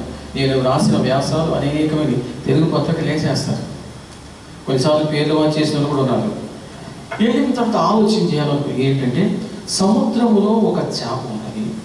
ఆ చేప సముద్రంలో ఉన్నంతకాలం దానికి విలువే లేదు. దాని పేరు విలస అంటారు. ఆ విలస సముద్రంలో ఉన్నంతసేపు దానికి విలువ లేదు. కానీ ఆ విలస వలస వస్తే పులస అయిపోతుంది. ఆ పులసకి 1500, 2400 వచ్చి స్టాండ్గా దాని రేటు. అంటే సముద్రంలో ఉప్పు నీటిలో ఉన్నంతకాలం దానికి విలువ లేదు. కానీ అది నీటికి ఎదిరేది మంచినీటిలోకి వస్తే దాని విలువే పెరిగిపోతుంది. అలాగే దేవుని బిడ్డలు, నేను అందుకే అంటాను, ఒక చేప పిల్ల, ఒక్కరోజు చిన్న చేప పిల్ల ఎంత బలమైన, ఎంత వేగంగా వచ్చే నీటి దానికని అది ఎదురే ఇది, కానీ నీటి వాళ్ళకు కొట్టుకొనిపోవడం. అలాగే దేవుని బీజము, దేవుని వాక్యం అన్న విశ్వాసి లోకానికి ఎదురే ఎదుగుతాడు, కానీ లోకపు వాళ్ళకు కొట్టుకొని పోయేదంటే చచ్చిన చంపేది. అలాగే చచ్చిన విశ్వాసి ఆధ్యాత్మికంగా విశ్వాసతో దేవుని వాక్యం లేనుడు కొట్టుకుపోతాడు. నా జీవితంలో అనేక శ్రమలు, అనేక సార్లు ఆటంకాలు, అవరోధాలు కలిగిన నేను దేవుని సన్నిధిలో ఈ రోజు వరకు కూడా స్థిరముగా నిలిచి అనేకులకు సహాయపడడానికి దేవుడు నాకు సహాయం చేశాడు. కనుక దేవుని సంబంధులు మొట్టమొదటి సహోదరులను ప్రేమిస్తారు. రెండవది, దేవుని సంబంధులు లోకాన్ని జయిస్తారు. మూడవది, దేవుని సంబంధులు, రెఫరెన్స్ టైం నేను చూపించలేదు, మేలు చేయువాడు దేవుని సంబంధి, కీడు చేయువాడు దేవుని సంబంధి కాదు అని యోహాను పత్రిక అంటే మేలే చేస్తాను. మన విశ్వాస జీవితంలో మనం మేలు చేస్తున్నామా లోకంకి? అందుకే నేను ఒక పుస్తకంలో రాశా, కృతజ్ఞతలై ఉండి. కృతజ్ఞత లేని జీవితం ఏమనుకుంటుందంటే యోవాషు జీవితంలో కలిగిన నష్టాలన్నీ రాశాను. దీంట్లో రాస్తూ అందులో ఒక కొటేషన్ రాశాను, మేలు చేసేవాడికి మేలు చేసేవాడు మానవ సంబంధి, మేలు చేసేవాడికి కీడు చేసేవాడు సాతాను సంబంధి, కీడు చేసిన వాడిని కూడా మేలు చేసేది ఎవరి స్వభావం? దేవుని స్వభావం. కాబట్టి రాత్రికాలం మేలు చేసేవాడు దేవుని సంబంధి. కాబట్టి దేవుని సంబంధులు 3 విషయాలు చేస్తారు. మొదటిది సహోదరులను ప్రేమించి వారి కొరకు నిరంతరం ప్రార్థించి వారిని ప్రోత్సహించి వారిని బలపరిచి వారిని దేవుని ముందు కొనసాగనట్లుగా చేస్తారు. రెండవది దేవుని సంబంధులు లోకాన్ని జయిస్తారు కానీ లోకపు వాళ్ళకు కొట్టుకొని పోరు. అందుకన్నాడు క్రీస్తు యేసు సంబంధులు శరీరంలో దాని ఇచ్చలతో దురాశలతో కూడా శిలాగిస్తారు. మూడవది దేవుని సంబంధులు వేరే చేస్తారు. అయితే దేవుని దావీదులో ఈ 3 లక్షణాలు కనిపితే దావీదు గురించి రాయబడి నా సేవకుడైన దావీదును నేను కనుగొని ఉన్నాను. 89వ కీర్తనలో రాయబడి నా సేవకుడైన దావీదును నేను కనుగొని ఉన్నాను, నా పరిశుద్ధ తైలంతో నేను అతనిని అభిషేకించాను. దేవుని అభిషేకం ఎంత పనిచేస్తుందంటే ఈ అధ్యాయంలో 20 నుండి 29 వచనాల వరకు చదివితే అక్కడ 7 ప్రాముఖ్యమైన విషయాలు ఉన్నాయి. మొట్టమొదటి నా చెయ్యి ఎడతెగక అతనికి అంటే నిరంతరం ఒక మనిషిని దేవుడు అభిషేకం చేస్తే నిరంతరము నా చెయ్యి ఎడతెగక అతనికి తోడై ఉంటుంది. నెంబర్ 2 నా బాహుబలము అతనిని సమూయేలు మొదటి గ్రంథంలో రాయబడింది తాను అభిషేకించిన వానికి అధిక బలమును దేవుడు దయచేస్తాడు. అధిక బలం మొదటిది దేవుని హస్తం నిరంతరం ఆయనకు తోడుగా ఉంటుంది. రెండవది ఆయన చెయ్యి ఎడతెగక ఆయనకు తోడే ఉంటే మాత్రం ఆ బాహుబలం ఏ శత్రువును అతని మీద జయము అంటే అపజయము లేని జీవితం ఇస్తాడు దేవుడు అభిషేకమని. కనుక ఈ రాత్రి కానీ నా జీవితం దేవుడు అనేక మేలు చేసి అనేక స్థలం ఎక్కడికి వెళ్ళినా ఏ స్థలానికి వెళ్ళినా ఏ ప్రాంతానికి వెళ్ళినా మారుమూల ప్రాంతానికి వెళ్ళినా ఒకసారి నేను బుక్ రాశాను అగ్ని జ్వాల వంటి దైవ సేవకుడు నిజామాబాద్ ప్రాంతానికి వెళ్ళాను. ఒక దైవజనుడు ఆహ్వానించాడు. వెళ్ళాను పబ్లిక్ మీటింగ్. దాదాపు 30,000 మంది ప్రజలు వస్తారు. ఆ మీటింగ్స్కి వెళ్ళగానే నన్ను చూడగా పట్టుకొని గావులు మరి వచ్చేసి ఏంటంటే అన్నా పాస్టర్ గారు సేవ రోజు రోజుగా అభివృద్ధి పొందుతూ ఉంది, నన్ను కొద్దిమంది విప్లవకారులు చంపేస్తానన్నాడు పాస్టర్ గారు. అట్లాగా నన్ను పట్టుకొని ఏడ్చి నేను ఒకటే మాట ఈ రాత్రి దేవుడిని బలపరుస్తాను. దేవుడు తన సేవకులను అగ్ని జ్వాలలాగా చేస్తాడని ఆ రాత్రి కాలం అగ్నిలో ఉన్న కొన్ని లక్షణాల గురించి చెప్పాను.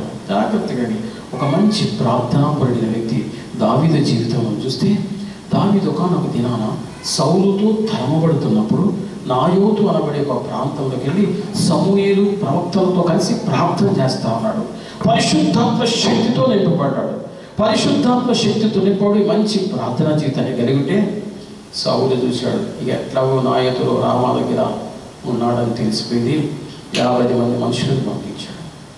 50 మంది మనుషులు ఆయనకు ఒక లీడర్. 51 మంది సైనికులు సుశిక్షితులు మంచి వెల్ ట్రైన్ మంచి తరబీదు పొందిన సైనికులు ఇది దావీదును పట్టుకోవడానికి వెళ్ళారు.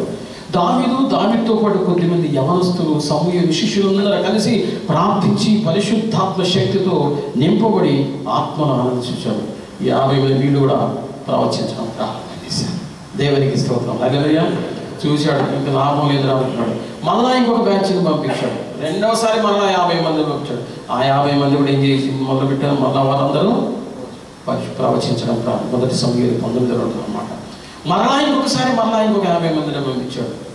వాళ్ళు కూడా పరిశుద్ధాత్మతో నింపుకుంటారు. అప్పుడు అనుకోండి లోకాన ఎవరు ఒక ఆయన పాడాడు, లోకాన ఎవరు నమ్మదగిన వారు లేదని పాడు. ఇక ఎవరు నమ్మది నేనే స్వయంగా వెళ్దాం అనుకున్నాడు. సౌలు వెళ్ళాడు. సౌలు కూడా ప్రవక్తలలో చేరి ఉన్నాడా అని.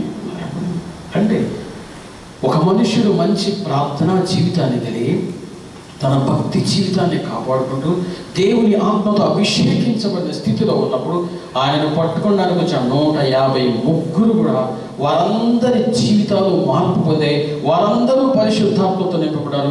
వారందరూ దేవుని స్తుతించడం ప్రారంభం చేశారు. వారందరూ దేవుని సన్నిధిలో మార్పు చెందడానికి దేవుడు సహాయం చేశాడు. అందుకే నా సేవకుడైన దావీదును నేను కనుగొని ఉన్నాను, నా చెయ్యి ఎడతెగక ఆయనకు తోడై ఉన్నాను.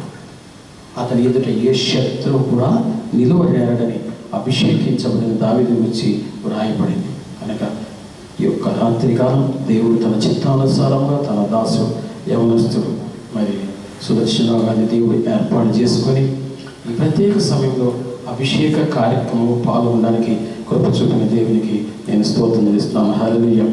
నా జీవితంలో 82 దేవుని చేత పిలువబడ్డా దాదాపు 10 సంవత్సరాల దాకా ప్రార్థన చేసి మనుగురిలో నేను అనేక దినాలు ప్రార్థన చేసి పరిచయం చేశాను. నేను ప్రార్థన చేసిన ప్రభు అభిషేకం ఆఖరి 1990వ సంవత్సరంలో నేను అభిషేకించుకోవడానికి ఎంత ప్రార్థన చేసినది అనేక మంది దైవజనులు అడిగే కానీ దేవుడు మా తండ్రి గారిని దర్శించి మా తండ్రి గారి చేత దాదాపు ఇప్పుడు ఆయనకి 94 సంవత్సరాలు రాత్రి చెప్పాను.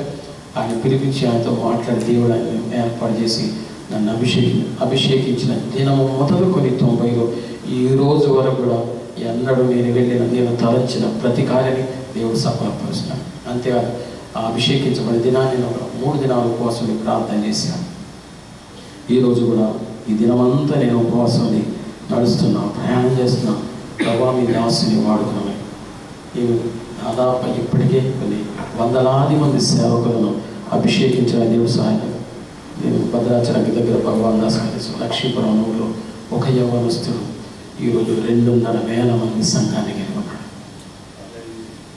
ఎందుకేమని అభిషేకించిన వానికి దేవుడు అధిక బలం ఇస్తాడు. అభిషేకం ద్వారా దేవుడు అద్భుత కార్యాలు జరిగిస్తాడు. కాబట్టి మీరు కావాలనుకున్న చివరి అభిషేకంలో బుక్ రాశాను. కావాల్సిన ఆ పుస్తకాలను మీకు ఉచితంగా ఇవ్వడానికి మేము తీసుకొచ్చాం. కాబట్టి తీసుకుని అలాగే మేము సర్వాధికారి అనే డివిడి చేసాం.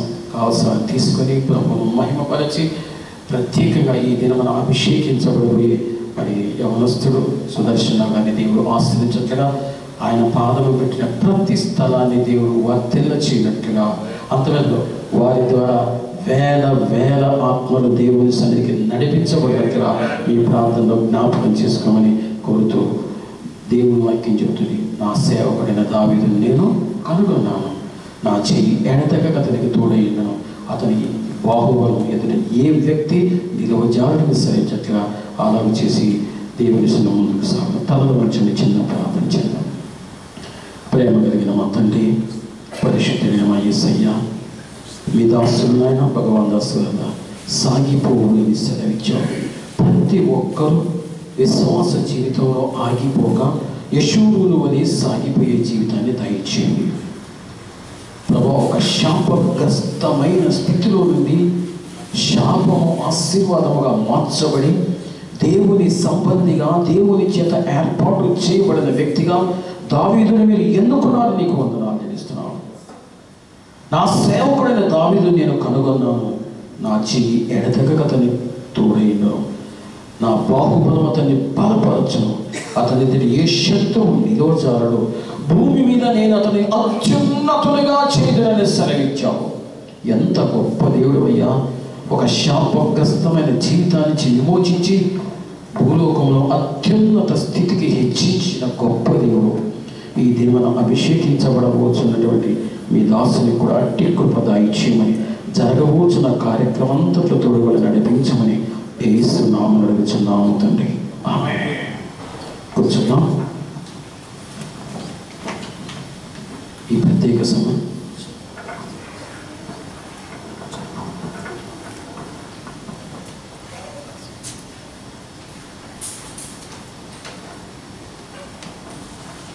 Praise lord. దేవునికి స్తోత్రం కలుగును గాక.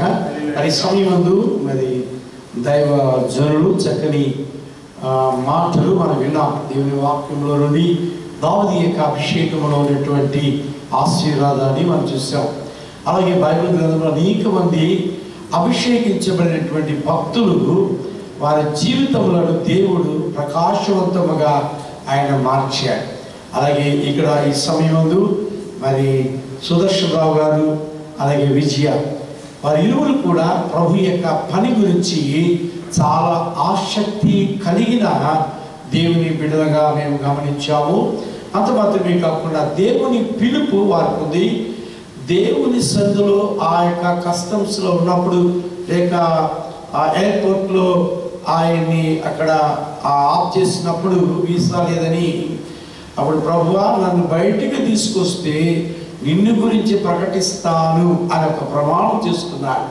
మరి ఇలాగా దేవుడు ఒక ఆశ్చర్యంగా ఇంతటి చర్చ్ వాళ్ళు పిలిచి ఇచ్చి ఇక్కడ ఆరాధన నడిపించు అని అంటే ఇది అందరూ కూడా దేవుని యొక్క ఒక సేవకుడిని దేవుడు ఎప్పుడు ఏర్పరచుకున్నాడో అప్పుడు దేవుడు చక్కగా ఒకరి తర్వాత ఒకరిని నడిపించాడు. ఈ సమయం ముందు మరి మన మధ్యలో ఉన్నటువంటి బ్రదర్ శ్రీనాథ్ గారు 2 మాటలు శ్రీనాథ్ గారు వచ్చి 2 మాటలు చెప్తారు. ఈ చెప్పిన అనంతరం ఒక 15 నిమిషాల్లోనే ఈ కార్యక్రమం అంతా ముగించబడుతుంది. దయచేసి ప్లీజ్ జాషువా గారు అలాగే దాస్ గారు ఎవరు దయచేసి త్వరగా రావాల్సిందిగా మనం చేస్తున్నాం. ఈ పరిచర్య మొదట సాధించబడుతున్నప్పుడు ఎలాంటి మీ అనుభవాలు మరి పాస్టర్ గారితో ఉన్నాయో ఆ అనుభవాలు మీరు 2-3 మాటలు చెప్తారు. అయ్యగారు వచ్చే వరకు ప్లీజ్ కమ్. దయచేసి తర్వాత 2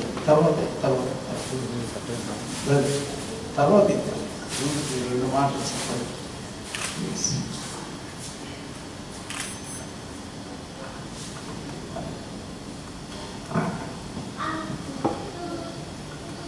ఈ యొక్క చక్కని సమయంలో సుదర్శనాల యొక్క ఆర్గనైజేషన్లో పాల్గొనకు మనందరికీ ఇచ్చిన ఈ చక్కని దేవుడు ఇచ్చిన చక్కని అవకాశాన్ని బట్టి దేవుడికి మహిమ చెల్లిస్తున్నాను. మరి ముఖ్యంగా సుదర్శనాన్ని గురించి చెప్పాలంటే చాలా విషయాలు ఉన్నాయి. కానీ దైవజనులు చెప్పిన రీతిగా దైవ సేవకి ఉండవలసిన ప్రాముఖ్యమైన లక్షణము ఏమిటి అనేది ఇందాక మనకు దైవ సేవకులు చెప్పారు. ప్రేమ కలిగి జీవించాలి. సహోదరు ప్రేమ అనేది ప్రాముఖ్యంగా ఉండాలి అని చెప్పి ఉన్నారు. ఆ ప్రేమ అనేది మనం సుదర్శనంలోని చూడొచ్చు.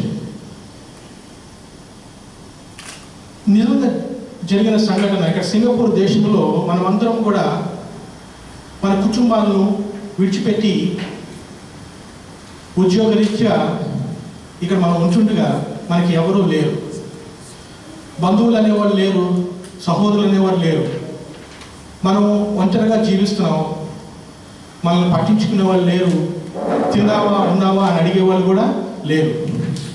అయితే ఒక దినం నాడు ఒక సహోదరుడికి ఒక తమ్ముడికి అకస్మాత్తుగా కడుపులో భయంకరమైన నొప్పి వచ్చింది. అయితే వెంటనే తన్ని ఎమర్జెన్సీ హాస్పిటల్కి తీసుకువెళ్ళడం జరిగింది. ఆ నొప్పి ఎంత భయంకరం అయితే ఆపరేషన్ చేయాలి, ఆపరేషన్ చేస్తే కానీ అది తగ్గదు అని చెప్పినప్పుడు ఇక్కడైతే సింగపూర్ దేశంలో ఎవరూ లేని పరిస్థితి.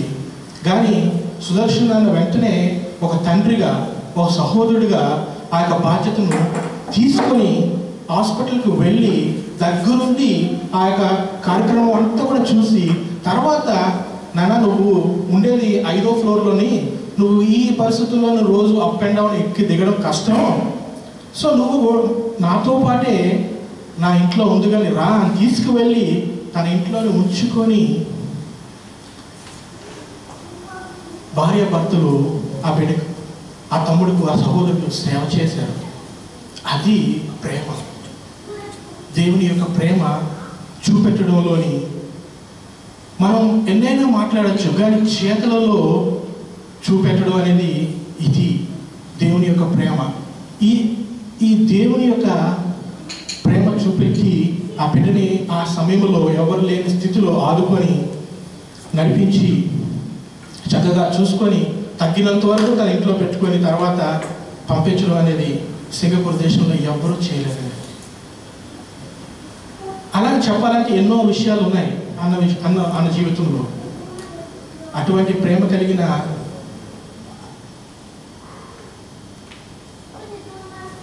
ఈ సహోదరుని దేవుడు వాడుకోవడం మాకు ఎంతో ఆశీర్వాదకరం.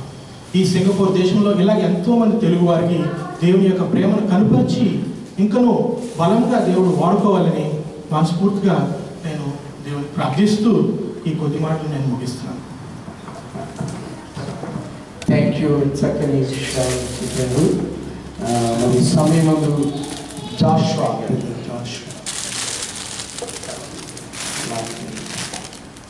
క్లుప్తంగా చెప్పాలి, మన టైం తక్కువ ఉంది కదా. అలాగే దాస్ గారి చాలా కార్యక్రమం ఉంది.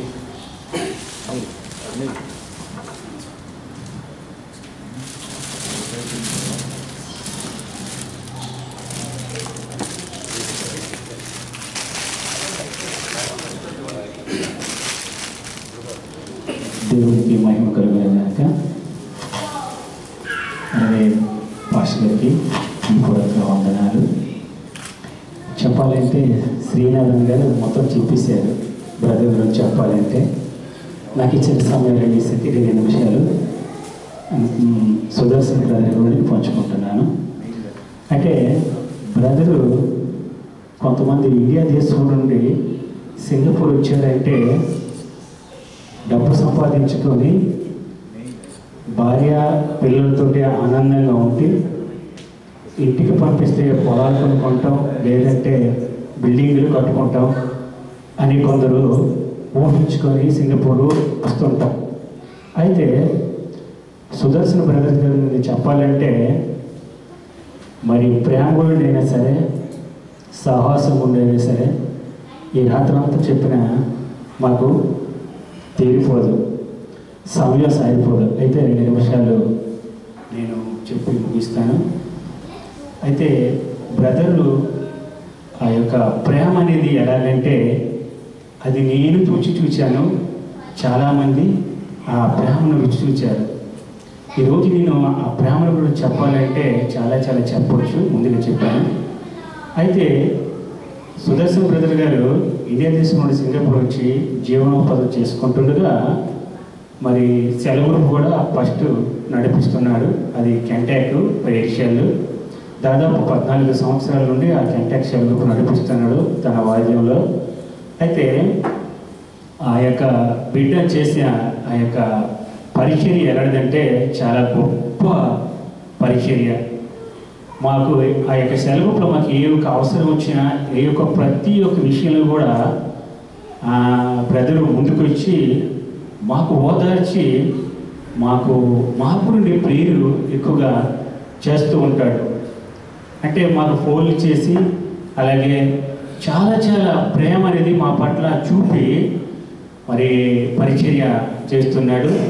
అలాగే కెంటాక్ సెలవు ప్రయాసం చాలా పడుతున్నాడు.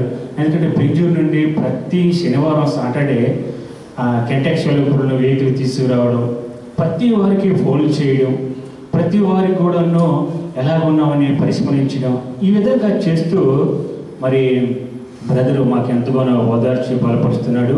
ఈవెంట్ వర్షం వచ్చినా మేము ప్రతి నెలకు ఒకసారి ఓరియంట్ ప్రేయర్ చేసుకుంటాం. ఎవరున్నా రాకపోయినా సరే, బద్దకొచ్చినా సరే వాళ్ళు మరీ కూడా వేలు కూల్పి ప్రేయర్ చేసి వాళ్ళకి ఫోన్ చేసి ప్రతి సాటర్డే మరి కల్పిస్తున్నాడు. అలాగే ప్రతి వర్షం వచ్చినా సరే తెల్లవారి వరకును మరి మాతో మరి కొన్ని పరిశుద్ధమైన మాటలు మీ వింటూ మమ్మల్ని బలపరుస్తూ ఎంత కుంగిన సమయంలోనైనా సరే మరి మా కొరకు ఆ బ్రదర్ వచ్చి ఎంతో బలపరిచిన వాక్యం కూడా చెబుతున్నాడు. ఈ ఈవెంట్లో చెప్పకూడదేమో కానీ చెప్తున్నాను. తన కుమారుడు చనిపోయాడండి. తన కుమారుడు చనిపోయిన 2వ రోజు వచ్చి సంతోషంగా వాక్యం చెప్పాడండి. నవ్వుతూ, అందరికీ నవ్విస్తూ అతను నవ్వుతూ వాక్యం చెప్పాడు. ఈ రోజుల్లో చూసినట్లయితే మన కుమార్తె కానీ కుమారుడికి చిన్న జ్వరం వస్తే ఆ మంచి విడిచిపెట్టేసి మనం బయటకు రాము. కానీ ఆ కుమారుడు చనిపోయాడు. తన ఎంత బాధ చూడండి, ఎంత బాధ. ఇప్పుడు నాకు అయితే చెప్పుకుంటే చాలా ఆ రోజు అది మర్చిపోయిన రోజు. అయితే వచ్చి వాక్యం చెప్పి మనం బలపరిచి మమ్మల్ని ఎంతగానో ఓదార్చి ఆ ప్రేమ, సహోదరి ప్రేమ పట్ల చూపించి మరి ఎంతగానో మమ్మల్ని బలపరుస్తున్నాడు. అందరి బట్టి దేవునికి మహిమ కలుగును గాక. అలాగే నా భార్య కూడాను ఒక కిడ్నీ పోయిందండి. నేను ఎంతో బాధతో ఉన్నప్పుడు బ్రదర్ చెప్పుకుంటే ఆ యొక్క కంటెక్షన్ వచ్చిన ప్రతి బిడ్డ, సిస్టరు, బ్రదరు ప్రేయర్ చేయగానే నా భార్య కిడ్నీ పోతే నేను కొనుక్కోననుకున్నాను. దేవుడి కృపను బట్టి అతని ప్రార్థన వల్ల దేవుడు గొప్ప కార్యం చేశాడండి. పోయిన కిడ్నీ మరలా రికవర్ చేశాడు. అందరి బట్టి దేవునికి వందనాలు. అయితే ఆ బిడ్డని ఇంకా కూడాను వాడుకోవాలని, ఇంకా అనేకమైన నశించాత్మ రక్షించాలి. అతని దృష్టిన డబ్బు ధనం కూడా అతను రాలేదు. అతను డబ్బు ధనం కావాలంటే మరి ఇద్దరు భార్య భర్తలు సుఖంగా ఉద్యోగం చేసుకొని బ్యాంక్ బ్యాలెన్స్ ఉంచుకొని మరి కిన్నెను వాళ్ళు చేసుకోవచ్చు. కానీ ప్రతి పైసా కూడా ఖర్చు పెట్టి సేవ నిమిత్తం మనం వాడుకోవాలి ముందుకు వస్తున్నాడు. ఆ బిడ్డ కూడా మనం అందరూ కూడా ప్రార్థన చేయాలని ఆస్కరించున్నాను. సమయం ఎక్కువైపోయింది, క్షమించండి. కలిగించిన సమయం పెట్టి వందనాలు. Thank you. ఇప్పుడు చాలా కార్యక్రమం ఉంది. లాస్ట్లో దాస్ గారు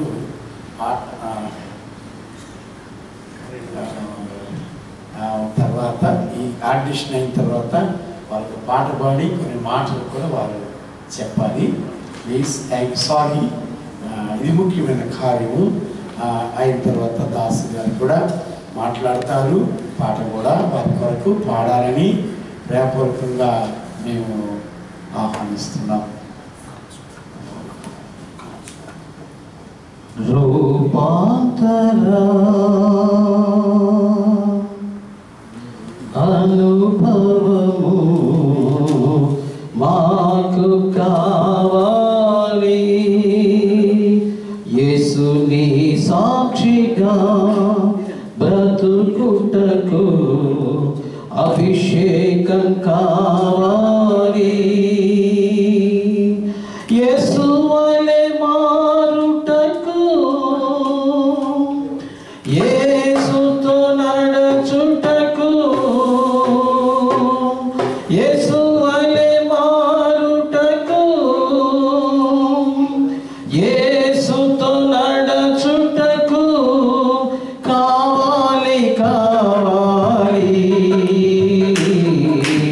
అభిషేకం కావాలి కావాలి కావాలి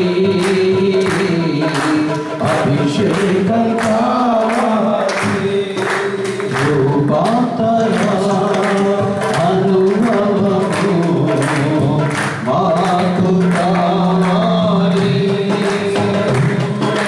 కర్మేలు పర్వత అనుభవము మాకు కావాలి. కర్మేలు పర్వత అనుభవము మాకు కావాలి. ఏలియా చేసిన ఆసక్తి ప్రార్థన మాకు కావాలి.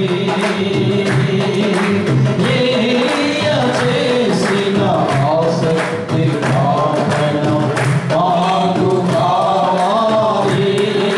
యేసు వలె ప్రార్థించుటకు, యేసు వలె నడచుటకు, యేసు వలె ప్రార్థించుటకు, యేసు వలె నడచుటకు కావాలి కావాలి అభిషేకం కావాలి కావాలి కావాలి అభిషేకం కావాలి. సీనాయి పర్వత అనుభవము మాకు కావాలి. మోషే ముఖమును మార్చిన వెలుగు కావాలి. మోషే ముఖమును మార్చిన వెలుగు కావాలి. యేసు వలె ప్రేమించుటకు, యేసు వలె క్షమించుటకు, యేసు వలె ప్రేమించుటకు, యేసు వలె క్షమించుటకు కావాలి కావాలి అభిషేకం కావాలి కావాలి కావాలి అభిషేకం కావాలి. దయచేసి అందరం కూర్చుందాం. ముందుగా సుదర్శన్ గారు అలాగే సహోదరి విజయ్ కుమార్ ముందుకు వస్తే వారికి కొన్ని నిమిషం ఉందాం.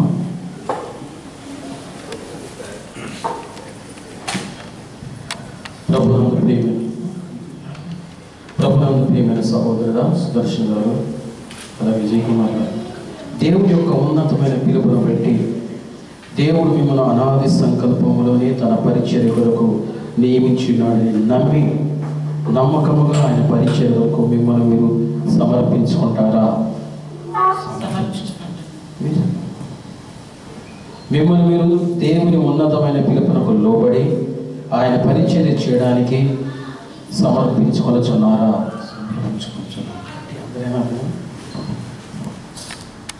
ఎన్ని శ్రమలు కలిగినా, ఎన్ని ఆటంకాలు కలిగినా, శ్రమ అయినా, బాధ అయినా, హింస అయినా, కరువైనా, వస్త్రహీనత అయినా, ఎన్ని ఆటంకములు కలిగినా ప్రభు కొరకు నమ్మకమైన సాక్షిగా జీవించడానికి ఇష్టపడుచున్నారా? ఇష్టపడుచున్నాను. మీ జీవితకాలం అంతట్లో మీరు చేసే ప్రభు పరిచర్యలో నిష్పక్షపాతముగా, నిస్వార్థముగా, ఏ లాభమును అపేక్షింపక, సమయమనక అసమయంగా ప్రయాసపడి నమ్మకమైన మాదిరికరమైన జీవితం జీవించడానికి ఇష్టపడుచున్నారా? ఇష్టపడుచున్నాను. మీ జీవితకాలం అంతటిలో కూడా ప్రభు పరిచర్యలో మరి ముఖ్యంగా నశించుచున్న ఆత్మల కొరకు భారము కలిగి వారిని ప్రభు చెంతకు నడపడానికి మాత్రమే ప్రథమ స్థానం ఇవ్వడానికి నిశ్చయించుకొనుచున్నారా? నిశ్చయించుకొనుచున్నాను. మంచిది. ప్రజలందరి ఎదుట, దేవుని సంఘం ఎదుట మీరు చేసిన తీర్మానం బట్టి మీతో ప్రమాణం చేయించడానికి మేము ఇష్టపడుతున్నాం.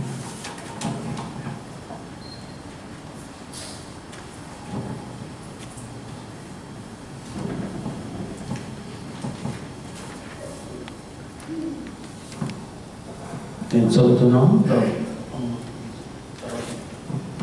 ఈ దినమున అనగా 26 అక్టోబర్ 2014 26 అక్టోబర్ 2014 ప్రభు సన్నిధిలో మీ అందరి ఎదుట నిలిచి ఉన్న పల్లా సుదర్శనరావు అను నేను దేవుని యొక్క ఉన్నతమైన పిలుపునకు నా జీవితమును ప్రభుని పరిచర్య కొరకు సమర్పించుకొని ఉండగా దేవుని పరిశుద్ధ నిర్ణయము చొప్పున నాకు అప్పగింపబడిన పరిచర్యను తుదముట్టించుటలో శ్రమయైనను బాధయైనను హింసయైనను కరువైనను వస్త్రహీనత అయినను ఉపద్రవమైనను ఖడ్గమైనను ఆయన కృపాసు వార్తను గురించి సాక్ష్యం ఇచ్చుటలో నా ప్రాణము నాకు ఎంత మాత్రమును ప్రియమైనదిగా ఎంచుకొనక క్రీస్తు ప్రభువు కొరకు నమ్మకమైన సాక్షిగా నా జీవిత కాలమంతయు ఆయన పరిచర్యలో నిష్పక్షపాతముగాను నిస్వార్థముగాను ఏ లాభమును అపేక్ష వ్యవహరింతుననియు సమయమనక అసమయమనక ప్రయాసపడుతుననియు మరియు నేను మాటలోను ప్రవర్తనలోను ప్రేమలోను విశ్వాసములోను పవిత్రతలోను మాదిరికరమైన జీవితము గడుపుతూ నా జీవిత కాలమంతటిలో నేను నా ఆత్మీయ నాయకులకు లోబడి నా పట్ల గల దేవుని చిత్తమును సంపూర్ణముగా నెరవేర్చుచు నశించుచున్న ఆత్మలను ప్రభు చెంతకు నడిపి ఆయన రాజ్య వ్యాప్తికి మాత్రమే ప్రథమ స్థానమును ఇచ్చేదనని నేను దేవుని ఎదుటను సంఘము ఎదుటను పరిశుద్ధుల ఎదుటను ఉదిగంతముల సాక్షి నేను ప్రమాణమును చేయుచున్నాను.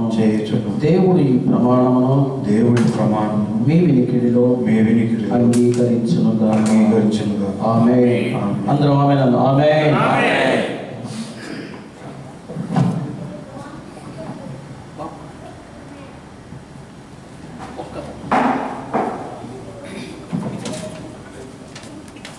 ఈ దినమున అనగా 26 అక్టోబర్ 2014 ప్రభు సన్నిధిలో మీ అందరి ఎదుట నిలిచి ఉన్న విజయకుమారి అను నేను దేవుని యొక్క ఉన్నతమైన పిలుపును బట్టి నా జీవితం ప్రభు పరిచర్య సమర్పించుకొని ఉండగా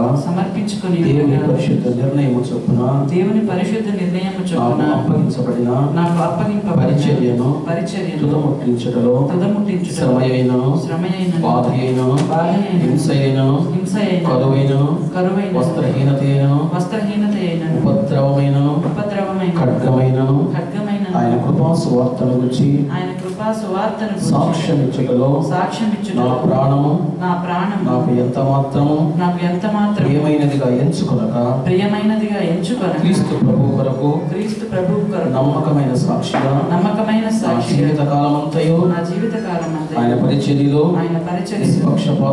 నిష్పక్షపాతముగాను నిస్వార్థముగాను ఏ లాభమును అపేక్షింపక వ్యవహరించుననియు సమయమనకయు అసమయమనకయు ప్రయాసపడుతుననియు మరియు నేను మాటలోను ప్రవర్తనలోను ప్రేమలోను విశ్వాసములోను పవిత్రతలోను మాదిరికరమైన జీవితం గడుపుచు జీవిత కాలం అంతటిలో నేను నా ఆత్మీయ నాయకులకు లోబడి నా పట్ల గల దేవుని చిత్తమును సంపూర్ణముగా నెరవేర్చుచు నశించుచున్న ఆత్మలను ప్రభు చెంతకు నడిపి ఆయన రాజ్య వ్యాప్తికి మాత్రమే ప్రథమ స్థానం ఇచ్చేదననియు దేవుని ఎదుటను సంఘము ఎదుటను పరిశుద్ధుల ఎదుటను భూదిగంతముల సాక్షిగా నేను ప్రమాణం చేయుచున్నాను.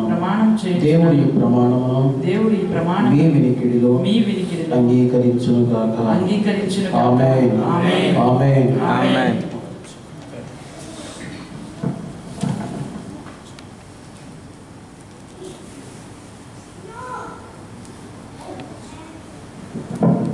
అందరం కన్నులు మూసుకొని వారి వైపు చేతులు చాపుదాం. వారి వైపు చేతులు చాపుదాం.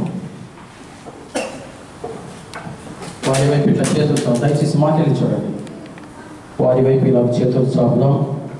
ఈ అభిషేకం కొరకు ఇజ్రాయెల్ దేశం నుంచి తెచ్చిన ఒలీవ తైలంతో 100 దినాలు ఉపవాసం ఉండి ప్రార్థన చేసి తీసుకొని వచ్చినాయి. ఈ ఒలీవ తైలంతో అభిషేకిస్తుండగా ఆనాడు సమూయేలు దైవజనుడు దావీదును అభిషేకించాడు. అభిషేకం అతనికి అధిక బలం ఇచ్చింది. శక్తివంతమైన పరిచర్య చేయడానికి దేవుడు సహాయం చేశాడు. కనుక ఈ యొక్క ప్రత్యేక అందరూ దయచేసి లేచి నిలబడదాం. అందరూ దయచేసి లేచి నిలబడండి. ప్రభువా, ఈ దినం ప్రత్యేకంగా అభిషేకించబడుచున్న మీ దాసులను బహు బలముగా వాడుకున్నామని ప్రభువా, ఈ దినం అభిషేకించబడుచున్న ఈ దాసులను ప్రభువా మీ చేతిలో శక్తివంతమైన సాధనంగా వాడుకొని మనం దేవుని సన్నిధిలో వారి కొరకు ప్రార్థించవలసి అందరూ కళ్ళు మూసుకుందాం, ప్రార్థన చేద్దాం. ఆమేన్. హల్లెలూయా. మనమందరం మన 2 చేతులు పైకి లేపి వారి వైపు చాపుతూ దేవుని స్తుతించుదాం. ఆమేన్. ఆమేన్. హల్లెలూయా. హల్లెలూయా. హల్లెలూయా. హల్లెలూయా. హల్లెలూయా. హల్లెలూయా. హల్లెలూయా. హల్లెలూయా. హల్లెలూయా. యేసునికి వందనాలు, వందనాలు, వందనాలు, వందనాలు, వందనాలు. హల్లెలూయా. హల్లెలూయా. హల్లెలూయా. ప్రభువానికి స్తుతి, స్తుతి, స్తుతి, స్తుతి. అందరూ వారి చేతులు చాపుదాం. చేతులు చాపుదాం. అంతులేని ప్రేమతో మమ్ము అభిషేకించెడి యేసయ్యా. అంతులేని ప్రేమతో మమ్ము అభిషేకించెడి యేసయ్యా. శాశ్వతమైన ప్రేమతో చేపట్టి నడిపెదవా. శాశ్వతమైన ప్రేమతో చేపట్టి నడిపెదవా. మేము ఆరాధింతుము నిరతము నిన్ను సేవింతుము. నిన్ను ఆరాధింతుము నిరతము నిన్ను సేవింతుము.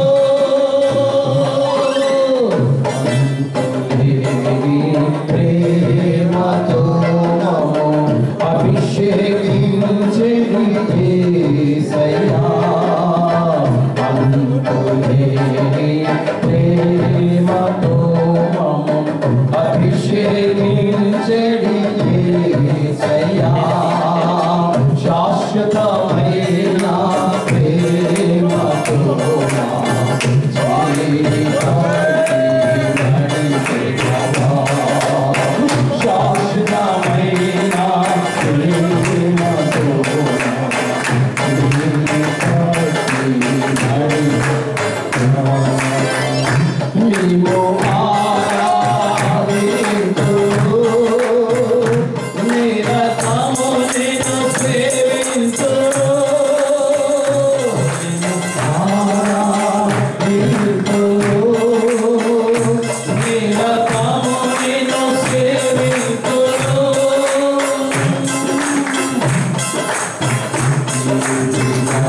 అభిషేకము పొందింది నీ కుమారుని దీవించు ప్రభు అభిషేకము పొందింది నీ కుమారుని దీవించు ప్రభు ఆత్మశక్తితో పరిచర్యను దయచేయు ప్రభు ఆత్మశక్తితో పరిచర్యను దయచేయు ప్రభు నిన్ను ఆరాధింతును నిరతముని సేవింతును నిన్ను సాక్షిగా జీవింతును మా జీవిత కాలమంతా నీకు సాక్షిగా జీవింతును నా జీవిత కాలమంతా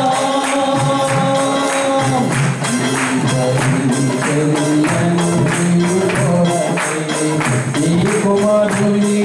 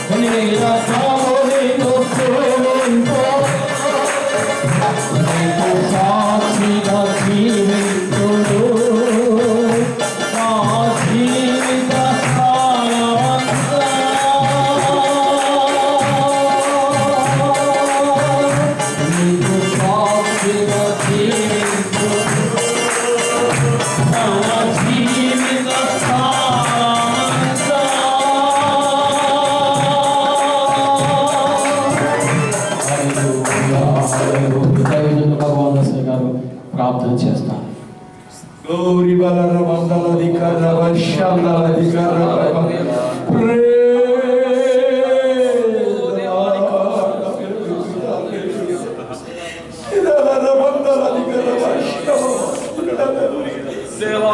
Hallelujah, hallelujah, hallelujah,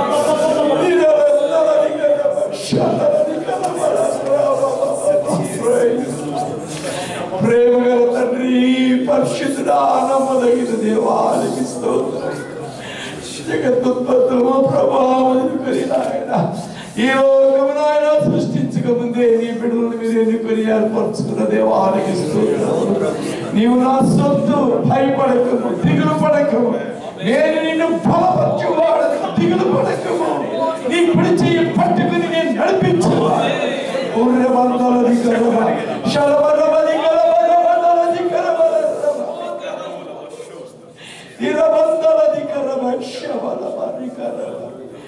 ఓ మోషేకు తోడైన దేవా యెహోషువకు తోడైన దేవా సదాకాలం నేను మీకు తోడై ఉంటాను దేవానికి స్తోత్రం ఓ అభిషేకించిన వాణి నాయన లక్ష్యము తండ్రి నాయన మీరు నిర్లక్ష్యము చేసేవాడు కాదు ఓ మీరే నాయన నీ బిడ్డలు నాయన ఓ ప్రభు దీవించండి ఆశీర్వదించండి బలపరచండి ఆత్మవరములతో నింపండి ఓ నాయన నీకు స్తోత్రం నాయన ఏ మనుషులని ఎదుట నేను నేలను వాగ్దానం చేసిన దేవానికి స్తోత్రం నాయన ఇదిగో మా ప్రభు ఇది మొదలు పడి నాయన ఓ నీ సన్నిధిలో తండ్రి నాయన ఇంకా మా ప్రభు ఎదుట సాగిల పడి నాయన సంఘము కొరకు నాయన ఆత్మ కొరకు నాయన వేదన కలిగినటువంటి భారము కలిగిన బాధ్యతని విడదొక్కించినందుకు స్తోత్రం నాయన ఇది మీ దైవ జనుల ద్వారా తండ్రి శ్రీవనయ్య గారి ద్వారా తండ్రి నాయన ఈ కార్యక్రమాన్ని నిర్వర్తించి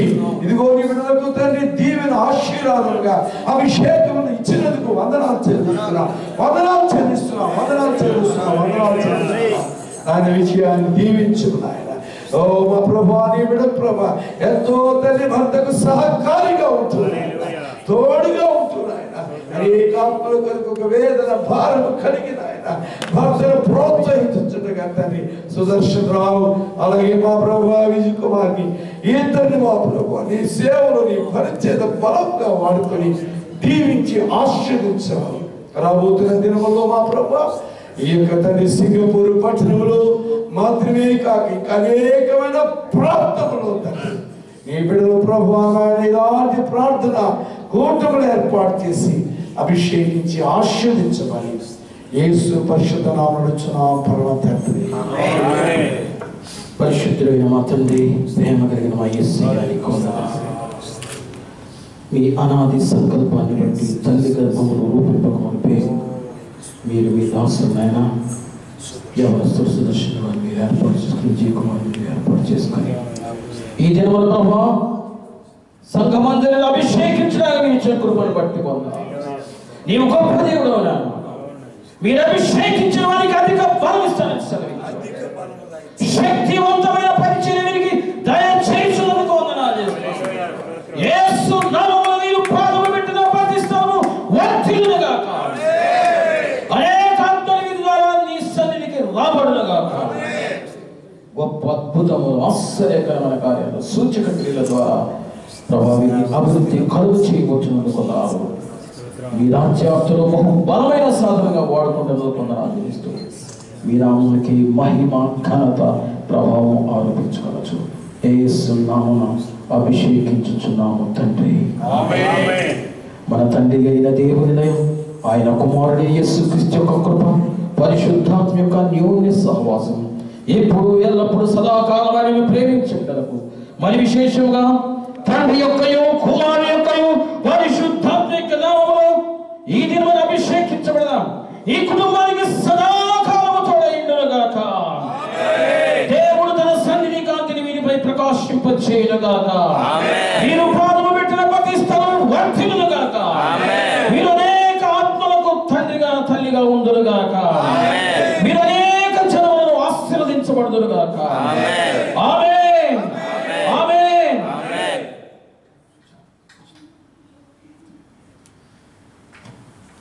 మంచిది. ఈ దిన మన దేవుని సన్నిధిలో అభిషేకించమని అభిషేకించమని దైవజనులు మరి సుదర్శన్ గారికి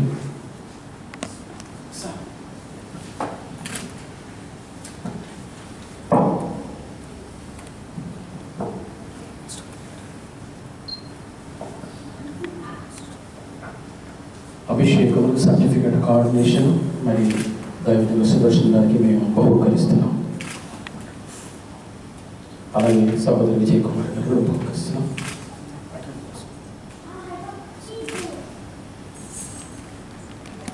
ఇక దైవజనులు పాస్టర్ సుదర్శన్ గారిగా దేవుడు ఇది బహుబలంగా వాడుకున్నట్లుగా మొదటిగా మా సంఘం పరమాణుగూరులో house of hope ministries Telangana state నుండి వీరిని గౌరవించి సన్మానించాలని ఆశపడుతున్నాం.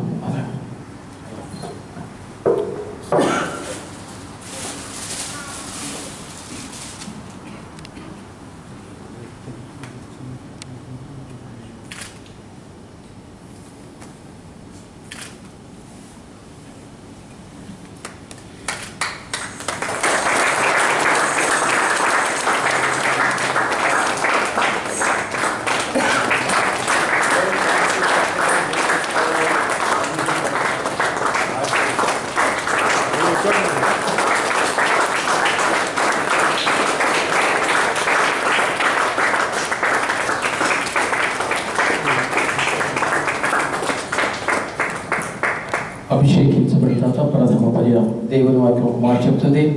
దేవుని వాక్యం ముందు ప్రయాసపడేవారు రెట్టింపు సన్మానమునకు పాత్రలుగా ఎంచవాలని సెలవుస్తుంది. కనుక మొదటిసారిగా అభిషేకించబడిన దైవజనులు పాస్టర్ సుదర్శన్ గారి వరకు పాస్టర్ గారి వరకు ప్రార్థన చేస్తాం. కృపగల తండ్రి, ప్రేమగల ప్రభువా, మరి ఒకసారి మీ పాద సన్నిధిలో ప్రత్యేకంగా మీ బిడ్డలను మేము ప్రార్థిస్తున్నాం. ఈ దినాన్ని అభిషేకించబడి మీ పరిచయం కొరకు ప్రత్యేకించుకున్నాం. దైవజనులు పాస్టర్ సుదర్శన్ గారు బట్టి పాస్టర్ గారు బట్టి ఉన్నారు. వారి లోకంలో మీ చేతిలో బహు బలమైన సాధనగా వాడే కృప దైత్యం ఆశీర్వదించినందుకు యేసు నామమున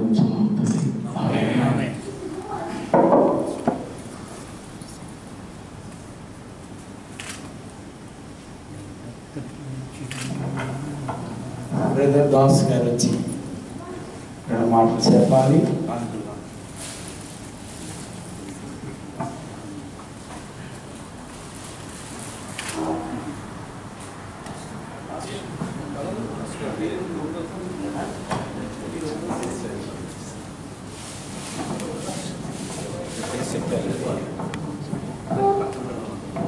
దాస్ గారు ఒకేతో వస్తున్నారు, ఇచ్చి వారిని సన్మానిస్తున్నారు. అలాగే